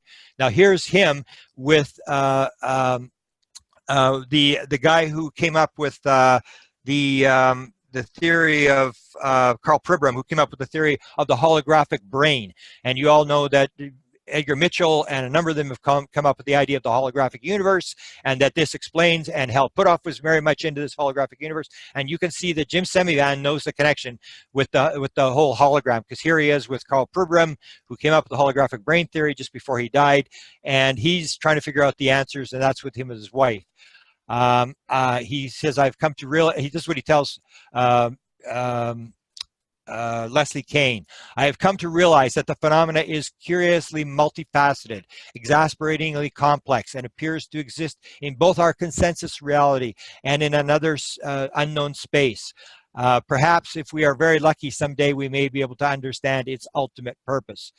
Here's Chris Mellon, who is one of the guys that's on the panel, and he sort of sets it up as the idea of Sputnik, this idea of technological surprise. We're caught by surprise with Sputnik. That's where DARPA came from, and that that technological surprise that we've been faced with now with the UFO thing, that we can use this to sort of back engineer, to learn something, that this sort of inspires us to do this kind of stuff. And here's the video. He shows this picture of this UFO with the Nimitz, this is actually a case that's actually already known. A lot of people figure this is a new case. Robert Powell, an investigator in the United States, has actually filed FOIAs, and I started looking because I heard that there was actually a video, and I talked to my friend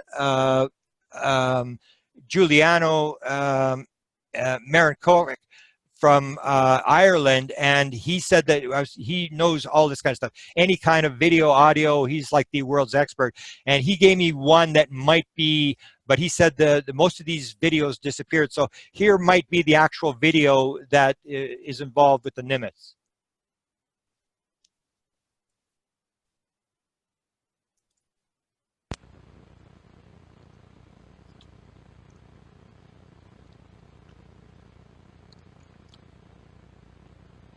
So I'll just show you just a bit of it.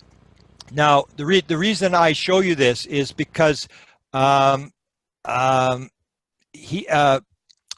has basically stated that this case existed, and he's basically saying it was for real, and he's asking the Armed Services Committee and its counterparts to sort of investigate this, and he's calling for Congress to do something about this. And basically, but the key thing is that this guy has not always been this guy who's saying, well, we know what's going, you know, the government's covering up. He was actually on the record only a year ago as saying, no, there's nothing to it. He said, I am highly doubtful DoD, Department of Defense, or any other government agency is concealing UFO information. I participated in comprehensive review of DoD's black programs and spent over a decade conducting oversight of the National Foreign Intelligence Program and an almost separate world of secrets. I visited Area 51 and other military intelligence and research facilities. During all those years, I never detected the faintest hint of government interest or involvement in UFOs. And now suddenly he's joined Tom DeLonge, and suddenly it's all changed. Now he's saying we've got the Nimitz case, Congress should look into this, that there is material. And so you see an actual shift, like in 1 year, and I guess only he can explain why he was saying there was nothing to it before, and now suddenly there's something to it. Steve Justice, I'll sort of skip over. He's like a junior guy. The big guy was Robert Weiss, who is the head of Lockheed. This guy claims that they can back engineer this. I think he and Hal believe that they can actually build some sort of program. The problem is, I think they've raised, the last I heard, about $330,000 or whatever. This is a big money program that the Black Ops can go through $330,000 in like about 13 minutes. And so the amount of money that they're collecting is very minimal.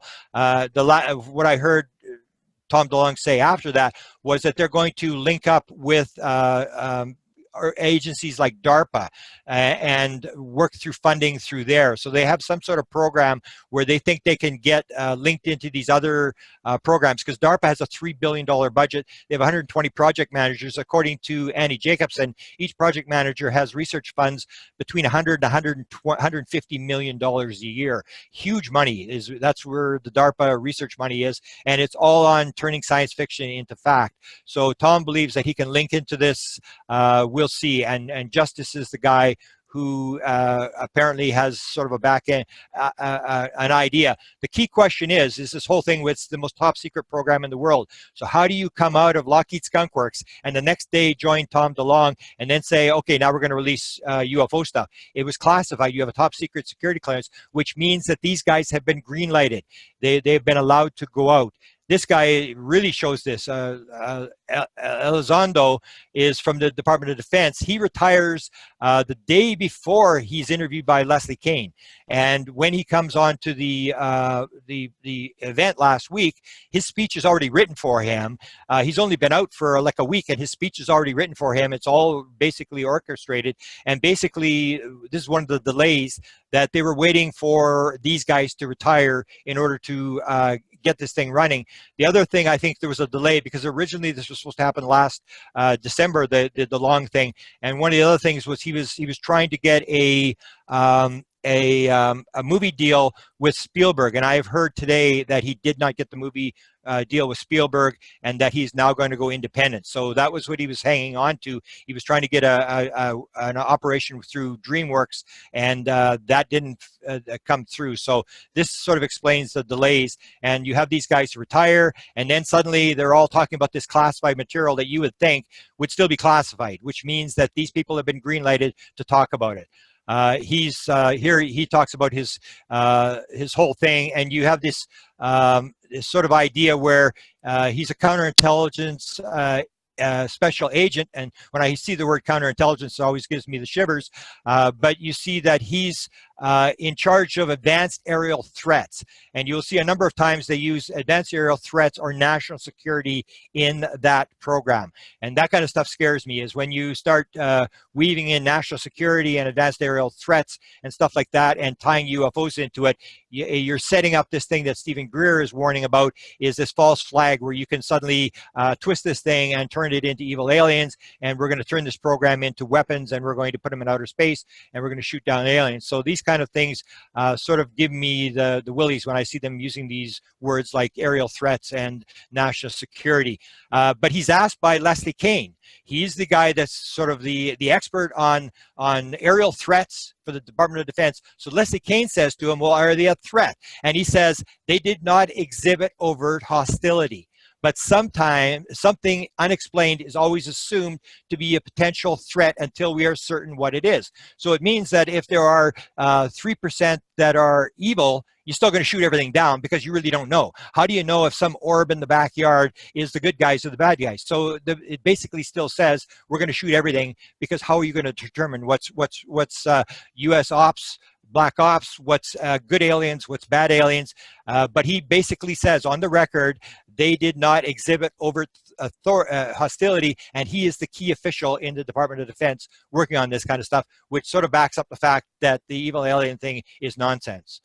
This is an interesting quote that Leslie Kean has. I think people should consider this. She said, folks, I'm concerned that some of you are missing the point. The head of the secret UFO program at the Department of Defense has just come forward to confirm the existence of that program. Based on the work of this official program, he stated for the world to hear that UFOs are unquestionably real. He left that program less than 2 weeks ago.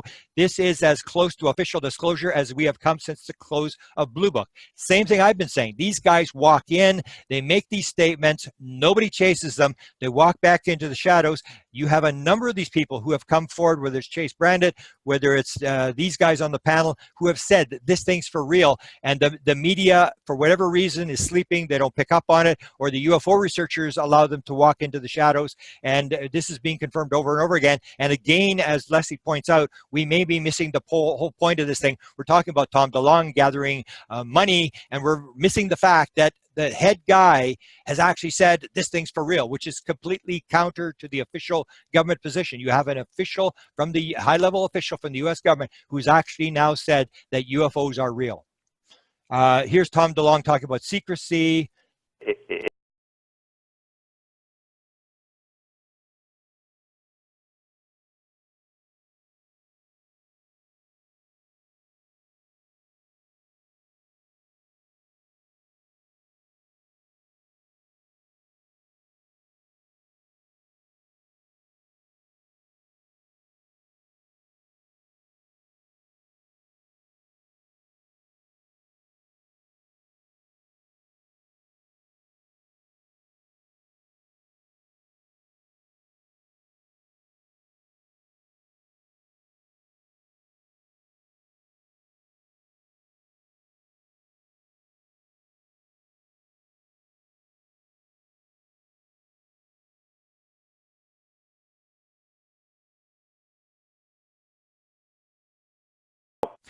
about what you're doing, otherwise you go to jail. So here's the question. So if you go to jail, if you leak this classified material, why are DeLonge's people who just came out of highly classified programs not in jail?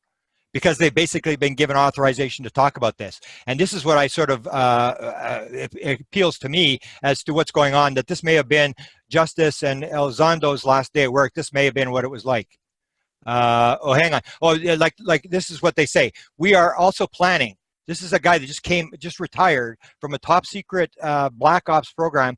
We are also planning to provide never before released footage from real U.S. Air Force government systems, not blurry amateur photos, but real data and real videos.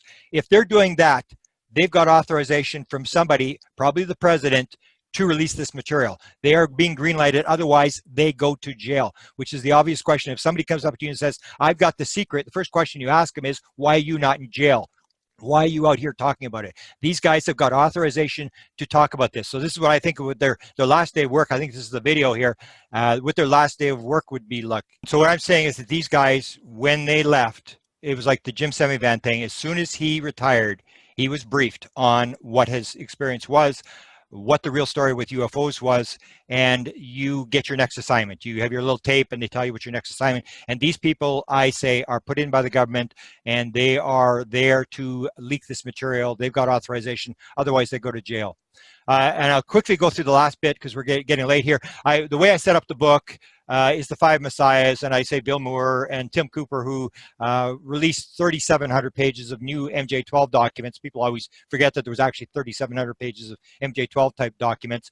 Stephen Greer, Tom DeLonge, and Dan Smith, who's the spokesman for Ron Pandolfi. All these people, except for Dan Smith, had multiple sources who were feeding them the material. And so the question is, why are they being fed material? And this is the way they do it. They get these people who are basically there to they're very tough. They got an ego. They believe that they have a mission to do, and they feed them this type of material. And then I have the 14 magicians, and the magicians are the people who understand what the magic is all about. And they have different guys like Lundahl, Kit Green, Rositsky, Gates, Pandolfi, Wosley, Jim Semivan. These are people who are the people who leak the material to the messiahs. And they may have little roles, big roles, and that's how the game is played. They put this material through because they don't want you being stupid. They want you to sort of know the story, but they still want to be able to make bombs to take on all the enemies that we have. Here's some of the examples in history of where they've done this. Walt Disney did a movie, again, like Bob Emenegger in 1956. He was offered film, photographs, all this kind of stuff. He did the documentary. All the film was pulled at the last minute and said, we can't give you the film. He finished the documentary. Here's one this was Dick D'Amato, who is a legal advisor to the Senate Appropriations Committee. The Senate Appropriations Committee realized that Area 51 was going on and that they were putting up the money, and they wanted to know, is there UFOs going on? They hired Dick D'Amato to go to Area 51 to talk to all the witnesses, to find out what is going on.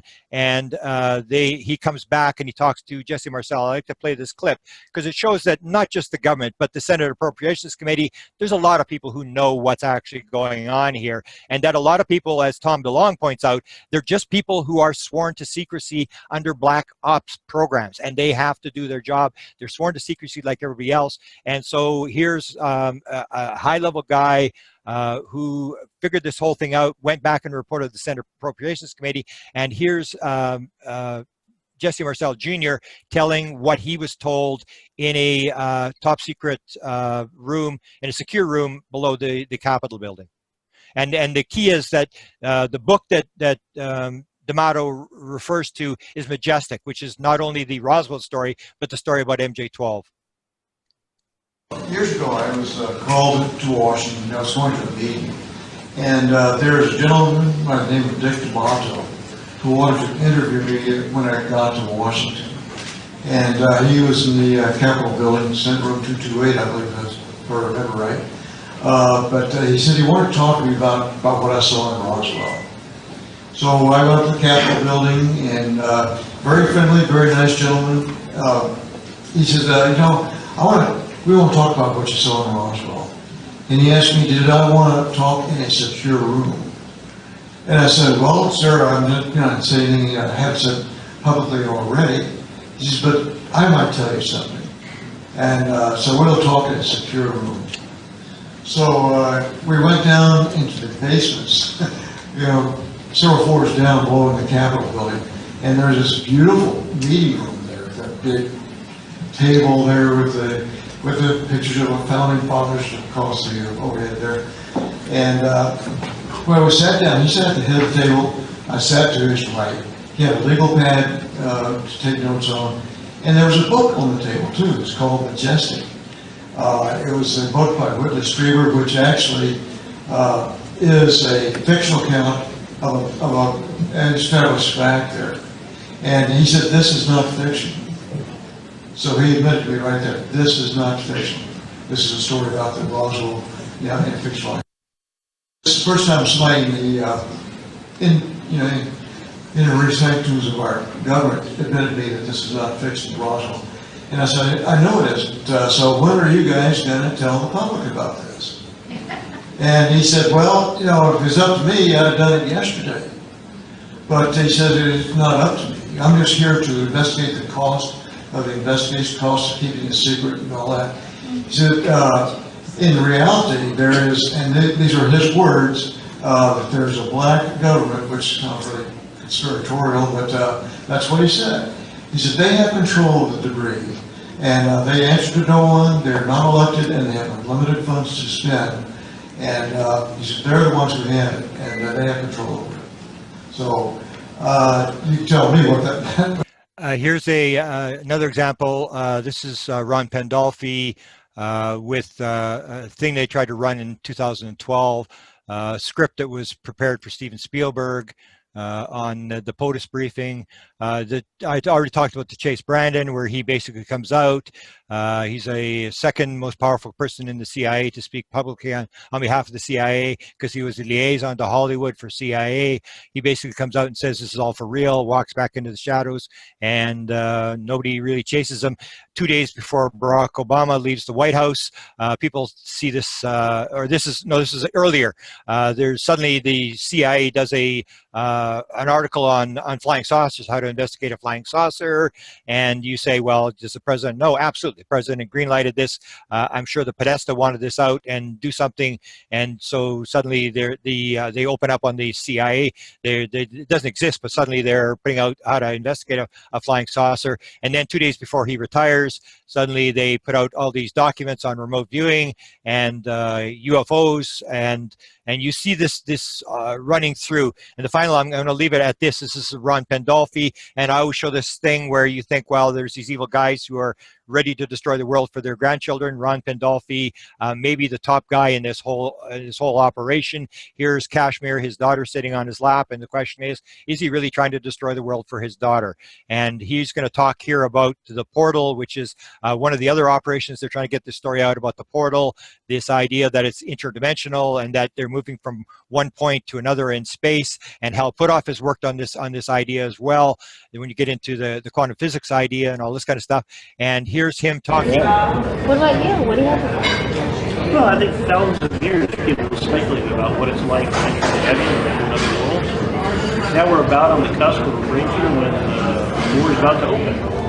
And John's next major venture into the desert, accompanied by a few people sitting here, will bring them through that doorway into that next world and then back. Okay, so because you can't hear it, I wrote out what he actually says. He says, and this is the head guy on camera, for thousands of years, people have speculated about what it's like to enter the entrance to another world. Now we are on the cusp of a breakthrough where the door is about to open. John, the guy who's sitting beside him, his next adventure to the desert, this is where the portal thing is, he will be joined by a couple of people sitting here, which will bring them through the doorway into the next world and then back again. And so I'll leave it at that, and I'll basically just sum it up and say that the DeLonge operation is carefully orchestrated. From what I've seen over many years of studying this, it is very well done. They have very high level people backing them. This is not people going AWOL. This is very carefully planned. It's been in operation. I've known about this for a year, that they're going to do this, and they have many more things. They're going to do the whole thing with the movies and all this kind of stuff, and the books, which Tom Delonge is putting through his company. But basically, this is a government operation to get out material, and we all have to be very aware of this and be very cognizant of the fact that they don't try to push the evil alien thing. And I can guarantee you that if they start going down that road, I and a number of other people will step forward and do what we can to stop it. But they are trying to get out the story of what's actually going on. So I'll leave it at that. And if anybody's got any questions, we'll take them. All right, awesome, Grant. Amazing presentation. Okay, so I'm going to go ahead and ask you some questions. I'm sure a few of these things you probably mentioned before. We're going to try to keep it to around 20-25 minutes until we close up. Okay. All right, so did you catch where Tom stated some aliens are friendly, some not so? Also, somewhere I saw where Luis Elizondo stated that to this point, we have seen no overt hostile actions from the phenomena. Your comments? Yeah. So that's the thing, is the guy who's the expert at the Department of Defense says there's no threat, and that's the part of the official government statement as well. They say there's no proof of extraterrestrial, and there's no threat to national security. So everybody has said for years and years and years that there's no threat. Now, Tom, as I pointed out, the reason that he believed that the officials played his game was because he went in and talked about the cargo cult. He had this idea that the aliens are, this is where religion comes from, and that these evil aliens are here, and that you have to take them down. Now, he says the Greys, the reptilians, and that there may be some good ones out there. But the problem with that whole scenario is how do you know what the good ones are? You're going to be shooting at everything. So this is a no-go, and he is actually stating that he wants, in one of the Jimmy Church interview, he actually says that we should launch nuclear weapons into the high atmosphere to bring them down. And this is absolute insanity, because if you launch a nuclear weapon up into the high atmosphere, you're going to take out all the satellites. We did it in 1959. We did it once before, because you're going to wipe out all the satellites with the electromagnetic pulse through the nuclear weapons, and you're going to lose all your TV, all your radio, all your telephone calls, all your weather, all your GPS. All the satellites are going to go down, and that radioactive belt is going to sit there for 5 years. This is absolute insanity. So I don't know where Tom Delonge is coming from this, but he has this idea that that religion is caused by aliens, and that's why we fight, that's why we kill. The idea behind fighting is the belief in separation. If you believe that we're separate, that you and I are separate, then I'm the good guy and you're the bad guy, then I can say you're evil. All evil comes from the belief in separation. It does not come from aliens. So whether you say the aliens are bad, they go, we got to kill them. The Arabs are bad, we got to kill them. The high-level government officials are all evil, we got to kill them. All you're doing is changing the noun. It's the belief in separation. If everybody believes that everybody is one, that we are all part of each other, that we are part of the aliens are part of us, that we're all fragments of the same whole. How can you kill? How can you maim if you are actually doing it yourself? All this comes from is the belief in separation. And so Tom Delonge has just gone into the belief that everything is one, because he does say that there is God, there is this consciousness thing, but then outside that oneness of the universe, there's these evil aliens. And I say, no, there is nothing outside of oneness. Everything is part of the one. There is nobody needs to go to the gas chamber. And all you're doing is changing the noun with whether you believe it's Mexicans or Russians or whatever you say. Tom Delonge just happens to believe aliens are evil, and I don't think he's going to change that opinion. But that's one of the reasons I wrote the book Managing Magic, is he's much more powerful than I am. He has 500,000 followers on Facebook. He has 35,000 people retweet when he tweets. He's a very powerful guy, but I said there is no way he is going to release this evil alien scenario into the public in a vacuum. I will, even if I have no input, I'm going to put the other side of the story, which says that it is all one, that we are, that is all here, and that the aliens are not here to steal our stuff. They're here to message. They're giving us messages about nuclear weapons, about destroying the world, and I see it completely different than Tom Delonge. He has his right to believe what he believes. But this is a very dangerous position that he takes, that we should be using nuclear weapons in the high atmosphere to kill aliens. All right, so next one you kind of answered, but you can touch on it a little more if you want. UFO and consciousness are said to be related. What does that mean to you? Absolutely everything. I had my download experience, and a number of people, I actually do a whole lecture on this, on consciousness, that when you understand the whole idea that the particle in a dual slit experiment does not appear until there's an observer, you realize that everything is consciousness, that consciousness is the ground of being. It is what makes up everything. And that then you start to understand, if you realize it's all consciousness, that it's all this ooly stuff, that it's not solid nuts and bolts. Then you suddenly realize how they can go through walls, how they can move from one point to another. Like Ben Rich was asked. Ben Rich was said to Jan Hartson asked Ben Rich at Lockheed Skunk Works in 1993, after Ben Rich said, we've discovered the equation and we have the technology to take ET home. Jan Hartson said, how do they get here? How does it work? And Jan Hartson said exactly what Dr. Eric Walker had told us, the former president of Penn State University. Dr. Walker said to us when we asked him about the phenomena, he said, what do you know about ESP? And we didn't have an answer. And he said, unless you understand about ESP and how it works, you will not be taken in by the control group. Very few people understand how it works. I didn't know what he was talking about. And then Jan Hartson, 2 years later, asked Ben Rich, and Ben Rich turns around and says exactly the same thing. How did they get here? He said, what do you know about ESP? And Jan Hartson said, it means everything in time and space is connected. And he said, that's how it works. And that is how it works. Everything is connected. The whole thing is its consciousness.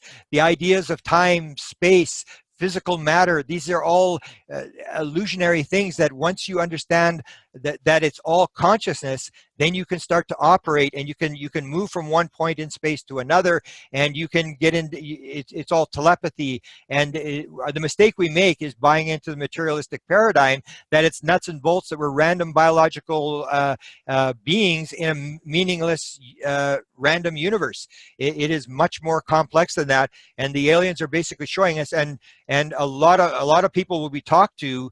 If you look at the free material, and DeLonge tried to, I just found out this today, DeLonge tried to buy the free material. The Edgar Mitchell Free Foundation, DeLonge made a move to buy all that material. And DeLonge is not an experiencer, because the experiencer material is mostly positive. It's very positive, and it's 54% of all experiencers claim that they got a message about oneness. 50% are healed. You got all these very positive things. And DeLonge is not an experiencer. He has no interest in experiencers whatsoever. None of his operation deals with abductees or contactees or anything like that, but he actually tried to buy the free material. And I give great 3 stars in my little book to Ray Hernandez, who said no way, and he kept that material and would not allow it to be sold. He was offered a lot of money for the material from Tom DeLonge, and I think he's on this conference call. But this is the thing, it is a whole idea that it's all one, that we are misinterpreting. It's not magic, it's just something we don't understand. And the thing that we don't understand is that the basic building block of the universe is consciousness. Tom is promising to show real videos. This person doesn't understand why he used fake imagery in his presentation, like the fake Mexican art and the fake UFO triangle as an example.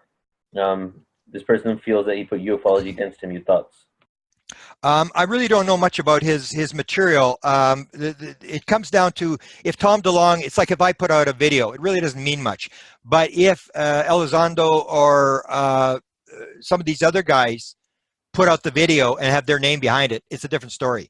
It depends where the video is coming from. If you can actually source it to somebody in the government, and that it still comes back to if they put the video out, say if Lewis puts out this video and he puts his name behind it, if the media doesn't pick up on it, nothing's going to change. It's the key is if Podesta puts out a video, if the president puts out a video, it depends who puts out the video. If Tom DeLonge puts out a video, it really doesn't mean much of anything. Tom DeLonge doesn't know anything more than you and I. It's only because he's getting this material from other people. It's linking these high-level people. Then that's the important part, is where are these generals? Where did these generals go? That nobody interviewed these generals. You have these 2-star generals who ran these huge operations that had to do with research and development, or the guy who ran Lockheed Skunk Works, and you can actually trace the fact that these guys were in this.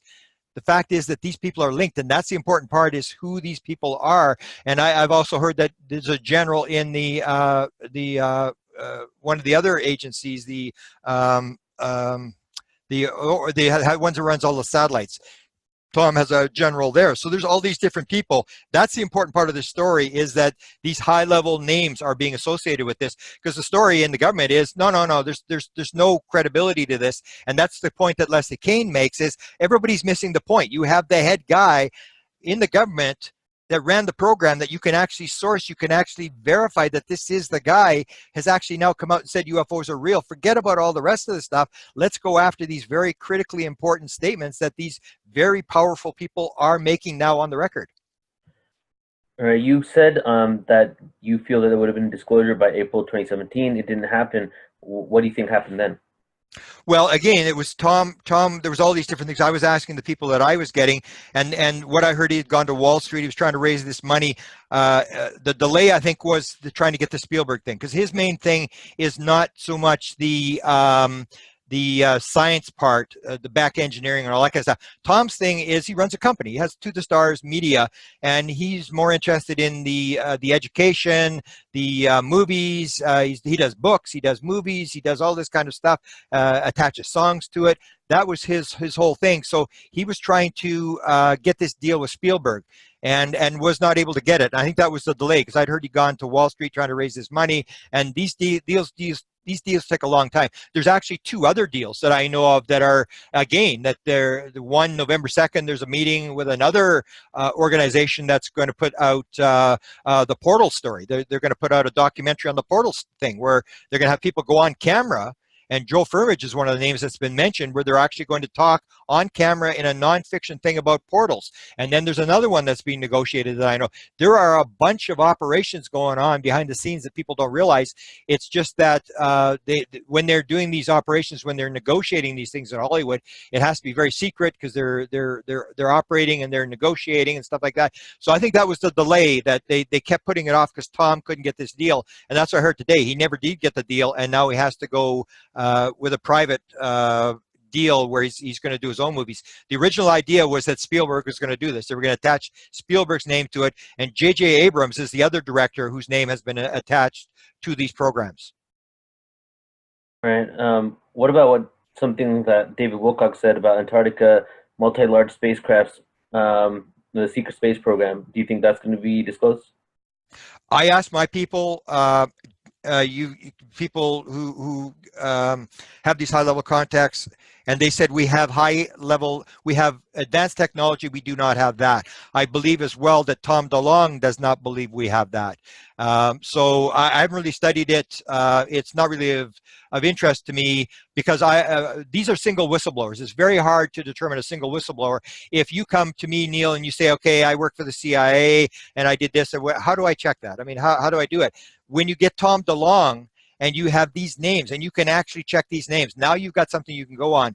These single whistleblower stories I do not touch, because it's impossible to verify what these guys are saying. They can say whatever they want, and you can't prove it. But when you get Tom DeLonge, and you now have probably a dozen or more people who you can actually verify these were high-level government people, and their names are on the record and they are talking, then those are the kind of people I go after. The other stories, there's so many of those whistleblowers, I don't deal with them. I deal with, that was my criteria of the 5 messiahs, is you had to have multiple sources of government people coming to you, and people that I could verify, that I could actually track who these people were.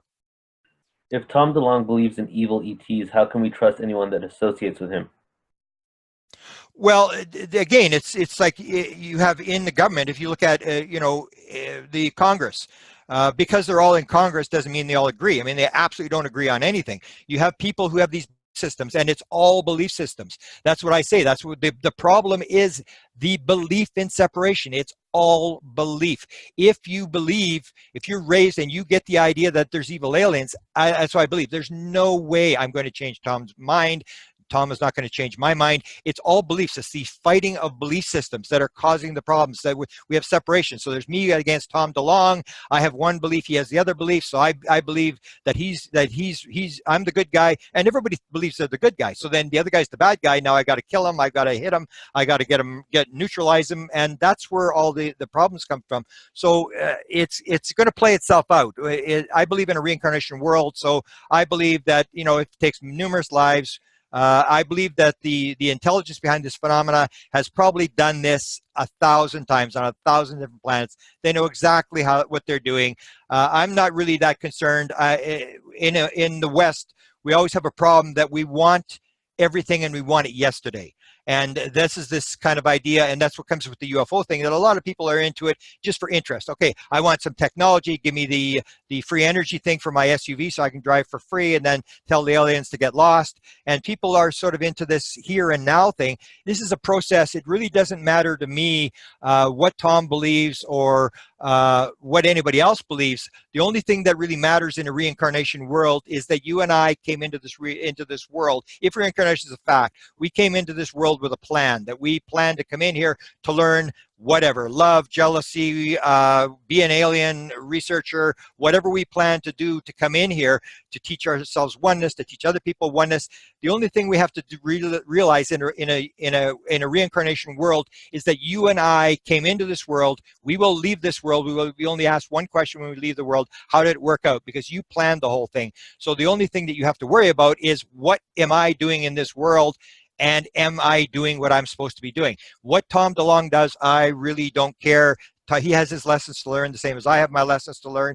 It's just that part of my lesson, part of my thing is that when the discussion of evil aliens comes out, I am going to oppose it. I'm going to put my position out. Not that it's going to change anybody's mind. I believe that you cannot drop this in a vacuum, because a lot of people in America really don't have the time. They got their kids in soccer practice, they've got a job, they've got all this kind of stuff. They really haven't got time to figure this thing out. So when you get a high-level band guy like Tom DeLonge who puts it out, a lot of people will believe him just because he's Tom DeLonge. And if you release it in a vacuum, then to me, I believe that it's the old idea that Edgar Casey said, knowledge not used is sin. If I know that this is a wrong idea and I don't stand up and oppose it, then I have made a mistake. That is part of my job, is to oppose these stupid ideas about putting weapons in space, about killing aliens or killing Jews or killing whatever. My experience is the oneness thing. I think that's part of my what I'm supposed to be doing here, and I'm going to, at every chance I have, speak out on these issues, because I believe this is what will make all evil disappear. If everybody understands, like Ronald Reagan says, how the world would unite if we were faced by a threat from an alien race, we'd all realize we're just God's children. That is the bottom line to this thing. We are all just one. Atman equals Brahman. The small minds equal the big mind. We're part of the one. And that is my message. And I'm not going to change Tom DeLonge's mind. And he, in the end, may be right. I don't believe he's right. But my job is to give the opposition to the evil alien thing, because I think this is going to cause major, major problems if everybody buys into the evil alien thing. Why do you think they're disclosing now, and what's causing them to come out now? And adding to that, what would the world after disclosure look like to you? Well, as I mentioned in the lecture, I believe it had something to do with Barack Obama, that Barack Obama had made a number of signals. If you remember, Podesta does the tweet when he comes out, and he's a high-level guy. I mean, he's like, he was considered like the top Democrat in the country. He comes out and tweets, and then when Hillary's running, Hillary never talks about the UFO subject. She only answers questions. And this is, you see these things behind the scenes, that this is a plan. They actually have this thing planned. She's not to bring it up, but she's to answer all the questions. And when this thing starts, when Barack Obama comes out and basically talks about UFOs, he may have actually declassified the UFO subject or greenlighted it, because if you remember, Donald Trump talked about stopping funding of Syrian rebels, and the media immediately picked up on it and said he talked about a black ops program and now it's declassified. If you remember, the Area 51's term became declassified when Barack Obama brought it up the day after John Podesta went to the White House. Barack Obama is giving an award at the Kennedy Center to Shirley MacLaine, and it's there where he says, oh, when you become president, everybody asks you about Area 51, and I didn't know, so I phoned Shirley MacLaine. He makes this joke, and then he says, very carefully orchestrated, he said, you know, I'm probably the first president ever to officially talk about UFOs or talk about Area 51. At that moment, it's declassified. The thing is declassified. So in the last 2 years, when John Podesta gets involved, and then John Podesta makes a tweet, and he's talking to Lena Dunham, who's doing an interview with Hillary Clinton, and he says to Lena Dunham, he says, "Good interview, Lena. Next time, ask her about the aliens." This is an operation. When John Podesta is running a $1 billion campaign for a presidential candidate, and he comes out and says, ask her about the aliens, this is a program. This is something behind the scenes. John Podesta does not tweet very often, and he's not going to tweet about stupid stuff, because if the polls suddenly went south and Hillary went down into 10% and she was written off as a crazy UFO person, John Podesta would have gone down as the craziest person in the world that ruined the presidential campaign by bringing up aliens. He was very carefully in orchestrating the issue of aliens. So you see John Podesta tweeting about aliens, then you see Hillary Clinton waiting for the question on the Kimmel show. She doesn't get the question. They're all upset. You see the Podesta emails where she's all upset. I practiced for 5 minutes. I didn't get the question. I wanted the UFO question. They wanted this out. So something happened at the end of 2015, and I think it had to do with this GQ magazine interview where Barack Obama basically says that top secret stuff is not as secret as it's not as exciting as you think it is, which basically says this is for real. There is top secret UFO stuff. He didn't say there are no UFO stuff. He just said, everybody asked me about it, and that top secret stuff isn't that exciting. So basically, the president is greenlighting it, and that's what happened. And in the last 2 years, and what I'm told from 2 different sources, is that there's multiple teams that are doing this. This is not just Tom DeLonge. Tom DeLonge is only one of a number of operations. As I mentioned, there's these other Hollywood operations that are going on. So there's these other operations where for some reason in the last 2 years, it is greenlighted. And what I was told, it's not that they're experimenting. It's not that they're trying to figure out how they're going to do this. There is actual timelines. There's actually a guy, Hal Povenmire, from NASA, who actually has now made a statement that 2025, and he's a high-level guy in NASA. He was with NASA for 40 years or whatever. Said that there will be disclosure by 2025, and basically is out there. There's these kind of statements would never have been made before. So you see that they have time limits. That they actually, that's what I'm told. They actually have time limits. They have this is going to happen, then this is going to happen. They have a plan. It's not like they're playing around trying to figure out what to do. They actually have a plan of what they're going to do, and they have timelines. And that's impressed me when I saw the Tom DeLonge operation. This is very slick. This is very well done. They've corrected a lot of the problems that happened in that '88 documentary in terms of how they ran this thing. It was very well done. Jim Semivan, who I believe is an honest man, who's an experiencer, who's trying to figure this thing out, is in charge of this thing. And I think they did a very good job in terms of putting this thing out. But I am assured that there is an operation to get this thing out for whatever reason, and that it's high speed. It's not they're playing around. For some reason, they want this thing out. So it seemed like all these people represented there were all defense and military, and the Secretary of Defense person, the one who worked for the office, said that he was specifically responsible for unidentified aerial threats. So yeah, to me, it looks like a militarization. It looks like an agenda to, you know, ward off these evil aliens. What's your comment on that? Oh, I agree. As I pointed out, I'm very alarmed. Although he didn't really use that when he was asked. He said, "No, I don't think there was a threat." But then, if it's unidentified, then there's always a possibility. That was his title when he was in the Defense Department. That they have this office, and that's the part of the mentality, is this separation idea. That if you're in the military, you believe in separation. I mean, if you don't believe in separation, you believe that everybody in the world is one and we're all happy and together. I mean, you don't have a job. You have to believe that there are evil people out there. There are all these enemies. That's how you pad your defense budget. That's how you move it. You if there's no enemy, you create the enemy. So that mentality, that military mentality, is the mentality of separation. That we are the good guys. We are the United States of America. We're the light on the hill. We have to control this technology because we're the good guys. And there's all these evil people, all these different nations who are attacking us and trying to do us in. So they have this thing, and it's very scary. And Tom DeLonge will try to do it. That's why I said he didn't really bring it up. And it was almost like maybe they told him, don't bring up the evil alien. It was very carefully planned to sort of put it through, because if they brought up the evil alien thing in show number 1, then a lot of people are going to get turned off. So it comes across like, you know, we're going to build a better world, we're going to have this technology, everybody's going to be happy, we're going to have these movies, everybody's going to get educated, and all this kind of stuff. It's a very happy thing, and that's why I pointed out in my presentation that there is this very negative thing in behind it, and that Tom DeLonge believes this very strongly, that this is a very evil force that is here. And so yes, they can turn this around, and so it's very careful to watch how they phrase it. If they use the word national security, that if you get a chance to question these guys, that you question them on this national security thing. Are there evil aliens? This kind of thing. To do what I'm doing is to push the positive agenda, the idea that if you've got proof, let's see if there's proof there's evil aliens, and that sort of thing, and not to let them run this thing without any sort of opposition. That's what our job is to balance this whole thing.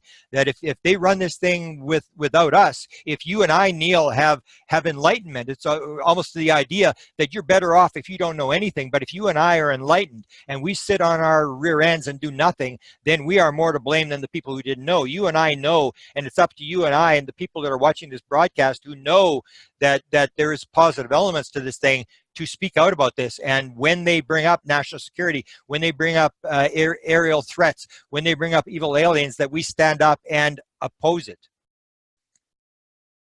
So they also spoke about an app that they're going to come out with that is basically going to allow them to triangulate any sighting at any time and inform people about that sighting. What are your thoughts on that? Well, that was one of the things I heard. What I had heard was that they were going to do the whole thing where people are going to phone in sightings, and that was kind of an interesting idea that people would do. Although it splits up the reports to you know, from MUFON and from the other agencies that are collecting sightings, and the way that works, I always thought that Tom DeLonge would control the sightings. So if there happened to be like a Travis Walton story that happens, and that guy phones in, okay, now he controls the story, and so he's looking at stories. Like he had my friend Chris Bledsoe, and Chris Bledsoe pulled away because of the branding. I was after Chris Bledsoe. Chris Bledsoe has an angelic part to his story. He believes this is an angelic phenomena, that it may have an alien component, but it has this very positive thing. And I kept saying, well, what are you doing with Tom DeLonge? But Tom DeLonge wanted to do his story because Jim Semivan had said, I want you to take Chris Bledsoe's story, because he's an experiencer and he knows, and there's a high-level experiencer in NASA who I also know that's in this, maybe one of Tom's people, that he said, I want you to take it to Hollywood and I want you to make it happen. I want you to get Chris's story out there. And Chris then pulled out because I said, I mean, what are you doing with this evil alien stuff? You can't be tied into this. And Chris is doing his own thing with his story. He's got a very important story to tell. So that's the part of this thing where they're setting up these things where you phone in your UFO sightings, and it will help. It will help people if they do have this kind of technology where you can triangulate it. But in the end, it's also going to be that they control the sighting, that they're able to sort of monitor what's going on. I had heard Jacques Vallée's name connected, but now Jacques Vallée is now saying he doesn't have anything to do other than writing the foreword to the book, that people want to data mine this material, that a lot of this will be sort of a way where the government is pulling data from people, that people are reporting this stuff, and it of course gets tapped into their control. The same as Tom DeLonge offered to buy the free files from Ray Hernandez. All right, so let's just do 2 more questions. The questions keep coming in, so thanks everyone for the questions. I sent my email there if you want to send them to me and get them answered later. Okay, so this seems to have been broadcast to a lot of people who aren't in the know. If I didn't know about this entire stream, it would have confused me, since they skipped over the most important details of what exactly they're talking about. They went straight to the corporation and what they're trying to build. So what's your thoughts on that, and how do you think everybody else is going to be taking this, since they're really saying something but not? Yeah, it was a first thing. That's why they're doing this sort of the happy thing, where most people are into the sort of the technology. Like, we've got an environmental problem in the world, and so if you want to sell something, and what basically they're selling this idea that they have. So you have a need now. your need, the way they're putting it, is that we have an environmental problem, so we're going to have this free energy, we're going to solve all these problems, and people buy into this good image. And that's why I said they didn't bring up the evil alien thing, because that may be coming later on, or that may be coming in through the back door, or maybe none of these people believe. Maybe Tom DeLonge is the only guy that believes this thing, that helped put off. None of these people believe the evil alien thing, and they're only in it to learn what they can about you know, these people coming out of the military and what they know and what's the government going to disclose and stuff. So what they're selling in this first thing was this this whole idea of technology, that this will make a better world. And a lot of people bought into it. They said, you know, this is a good idea. We should, you know, try to do this. And the problem is, number one, that the amount of money that they're going to raise is going to be totally insignificant to build the technology, because they've been working on this technology for 70 years and they've spent, according to Pandolfi, trillions of dollars on this thing. And the second problem is that Tom DeLonge always comes, if you go to his Facebook site, he's always coming across as a guy who's selling stuff, and people don't like this. They immediately target him on this thing as now he's selling some more stuff, you know, now he's selling something else, and yet it's a public corporation. He has no access to this money, but people aren't going to see that. People just see the fact that he's collecting money again, and so it's going to turn off a lot of people. But what they were doing is selling the technology, and but there's going to be other efforts where they're going to go for other things. The evil alien thing would have turned a lot of people off. So they've gone with the positive message about technology, which a lot of people, I know people who said, yeah, I'm going to put money into this thing. And so people went for it. They think that's a good idea. We should, you know, try to develop some alternate technology, and maybe these guys can do something to save the world. And so that's what they were selling in this broadcast. So you spoke a lot about consciousness, but I think let's bring it back to that and end it with something like that. Firstly, consciousness was a part of their business plan. That was one of the three things that he spoke about. What's your take on that? And then also, what's your message of oneness? And then you can end with letting us know where we can find more information on you. I don't remember him so much talking. I know he had the thing where he was at the various interviews he's done where he's talked about this thing. To me, it's always still the same problem, that if you're talking, and everybody has the same sort of idea. They say, okay, everything's one. Yes, everybody's part of the one. Everybody's part of the universal consciousness, whatever. And then there's always but, and you know, there's you know, whatever it is, you know, some race or some gays or pedophiles, or there's somebody that's outside the oneness. And so Tom even though he talks about oneness, it's still this idea that the aliens are not part of the one. He even says, I believe they may not even have souls.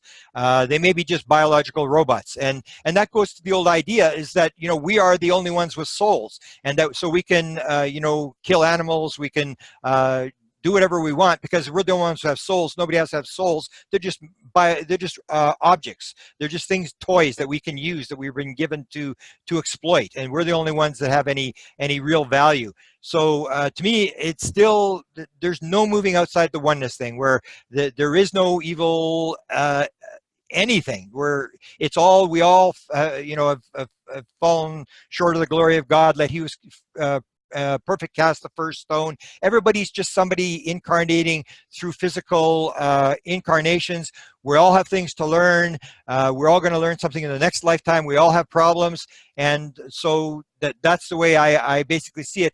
And that is my number one message, and I believe that's the number one message of the aliens. Absolutely, there's no ifs, ands, or buts. That is the number one message that they basically are putting out, is that when you get past this idea that you're all separate and that you're all in competition and you're killing each other and competing with each other, and that this is one of the reasons why a lot of people are not going to like disclosure. You said, what's going to be like after disclosure? If you have disclosure, people are going to be very upset, because I can absolutely guarantee you that the vision of the alien world is anything but capitalist. That's, even Tom DeLonge talks about it. He says, he calls it the hive. This is a hive. It is a hive. It is like a commune. It is like a kibbutz. Everybody puts in what they can contribute, and they take out only what they need. Everybody does their job. They work for the one. That is going to be completely contrary to the capitalist model, which means you do exactly the opposite. You take out as much as you can. which means that if you're one of the 8 people who control half the world's resources, then you're successful. And if you have nothing, then you're a loser. So you take out as much as you can, and you put back in as little as you can. So you get a lawyer and an accountant, and you pay as little tax as you can. It's exactly the opposite. So when it comes down to it, you think that some people hate immigrants now. You wait until people realize what the actual agenda of the aliens is. It is basically almost like a communist thing. It's basically, we are all one, we are all equal, there is no leader, everybody's just working for the one, making the one better. It is completely contrary to the capitalist competitive model. And one of the reasons that I said in my book, the 64 reasons, that's one of the reasons, because this is not going to go down well, this oneness idea. People talk about it in sort of hypothetical, but when you come down to what oneness really means, a lot of people really are not going to buy into it. Awesome, Grant. Thank you so much, brother. So let's close off. Let us know where we can find out more information on you and what's coming up for you. Well, the books, they can go to my Amazon.com. They can search my name at Amazon.com, the books that I've done. And I'm putting a lot of stuff. I've sort of moved. I've sort of learned from Tom DeLonge that you've got to sort of move with the times. And I did, lots of long lectures and stuff like that. And now I recommend people go to my White House UFO YouTube channel, because what I've started to do now is to put on little 10-minute segments, because I've realized that people are more interested in watching like a little 10-minute video. So I'm doing a lot of short videos, and I've actually done one now about alien disclosure at Mount Shasta. Some very bizarre interviews that I've got on my White House UFO YouTube channel. So I would recommend people go there. And I'm going to start sticking on very short videos on just single topics like oneness, on Tom DeLonge or Stephen Greer, or are the aliens communists, and different things, where it's short things, because most people don't have time to sit down for 2 hours. They want short things. So I recommend people now go to my YouTube channel. Awesome, Grant. Thank you so much for everything you do, man. I really appreciate you. We all do. Keep doing it, and keep letting us know what's happening. I appreciate your interest, Neil. You are one of the guys that are helping out this cause. Thanks. Thank you, man. All right, take care, brother. Have a good night. Okay, have a good one. Bye. Bye-bye. Awesome, everybody. That was truly amazing. 2.5 hours of nonstop awareness. And thank you all so much for being here. We broadcasted live on Facebook, had around 8,000 views so far on that video, had around 1,000 people sign up for this. It's going up on YouTube. Share it. If you want to watch this immediately, go to our Portal to Ascension YouTube page. Within an hour or so, when it's rendered, you can share that and watch it again. Or we'll go ahead and send you the replay link sometime tomorrow directly to YouTube. Disclosure is happening. It's happening in increments. They're putting this awareness out. This technology exists.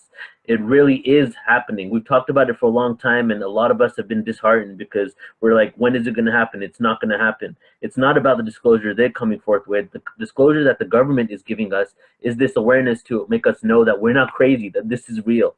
The true disclosure is coming from within. Just like Grant said, it's about the oneness and the consciousness. So it's up to us to really steer this into the right direction. They're coming out with it and validating it for us, but now it's up to us. So thank you all so much. Please check out our website, portaltoascension.org. Take a look at that. We have a lot of upcoming events. As soon as there's another announcement with Grant, there should be some more amazing things coming up. We'll do another webinar. So thank you, everybody, for joining us. Have a beautiful day or night, wherever you are in the world, and we'll speak soon. Bye-bye.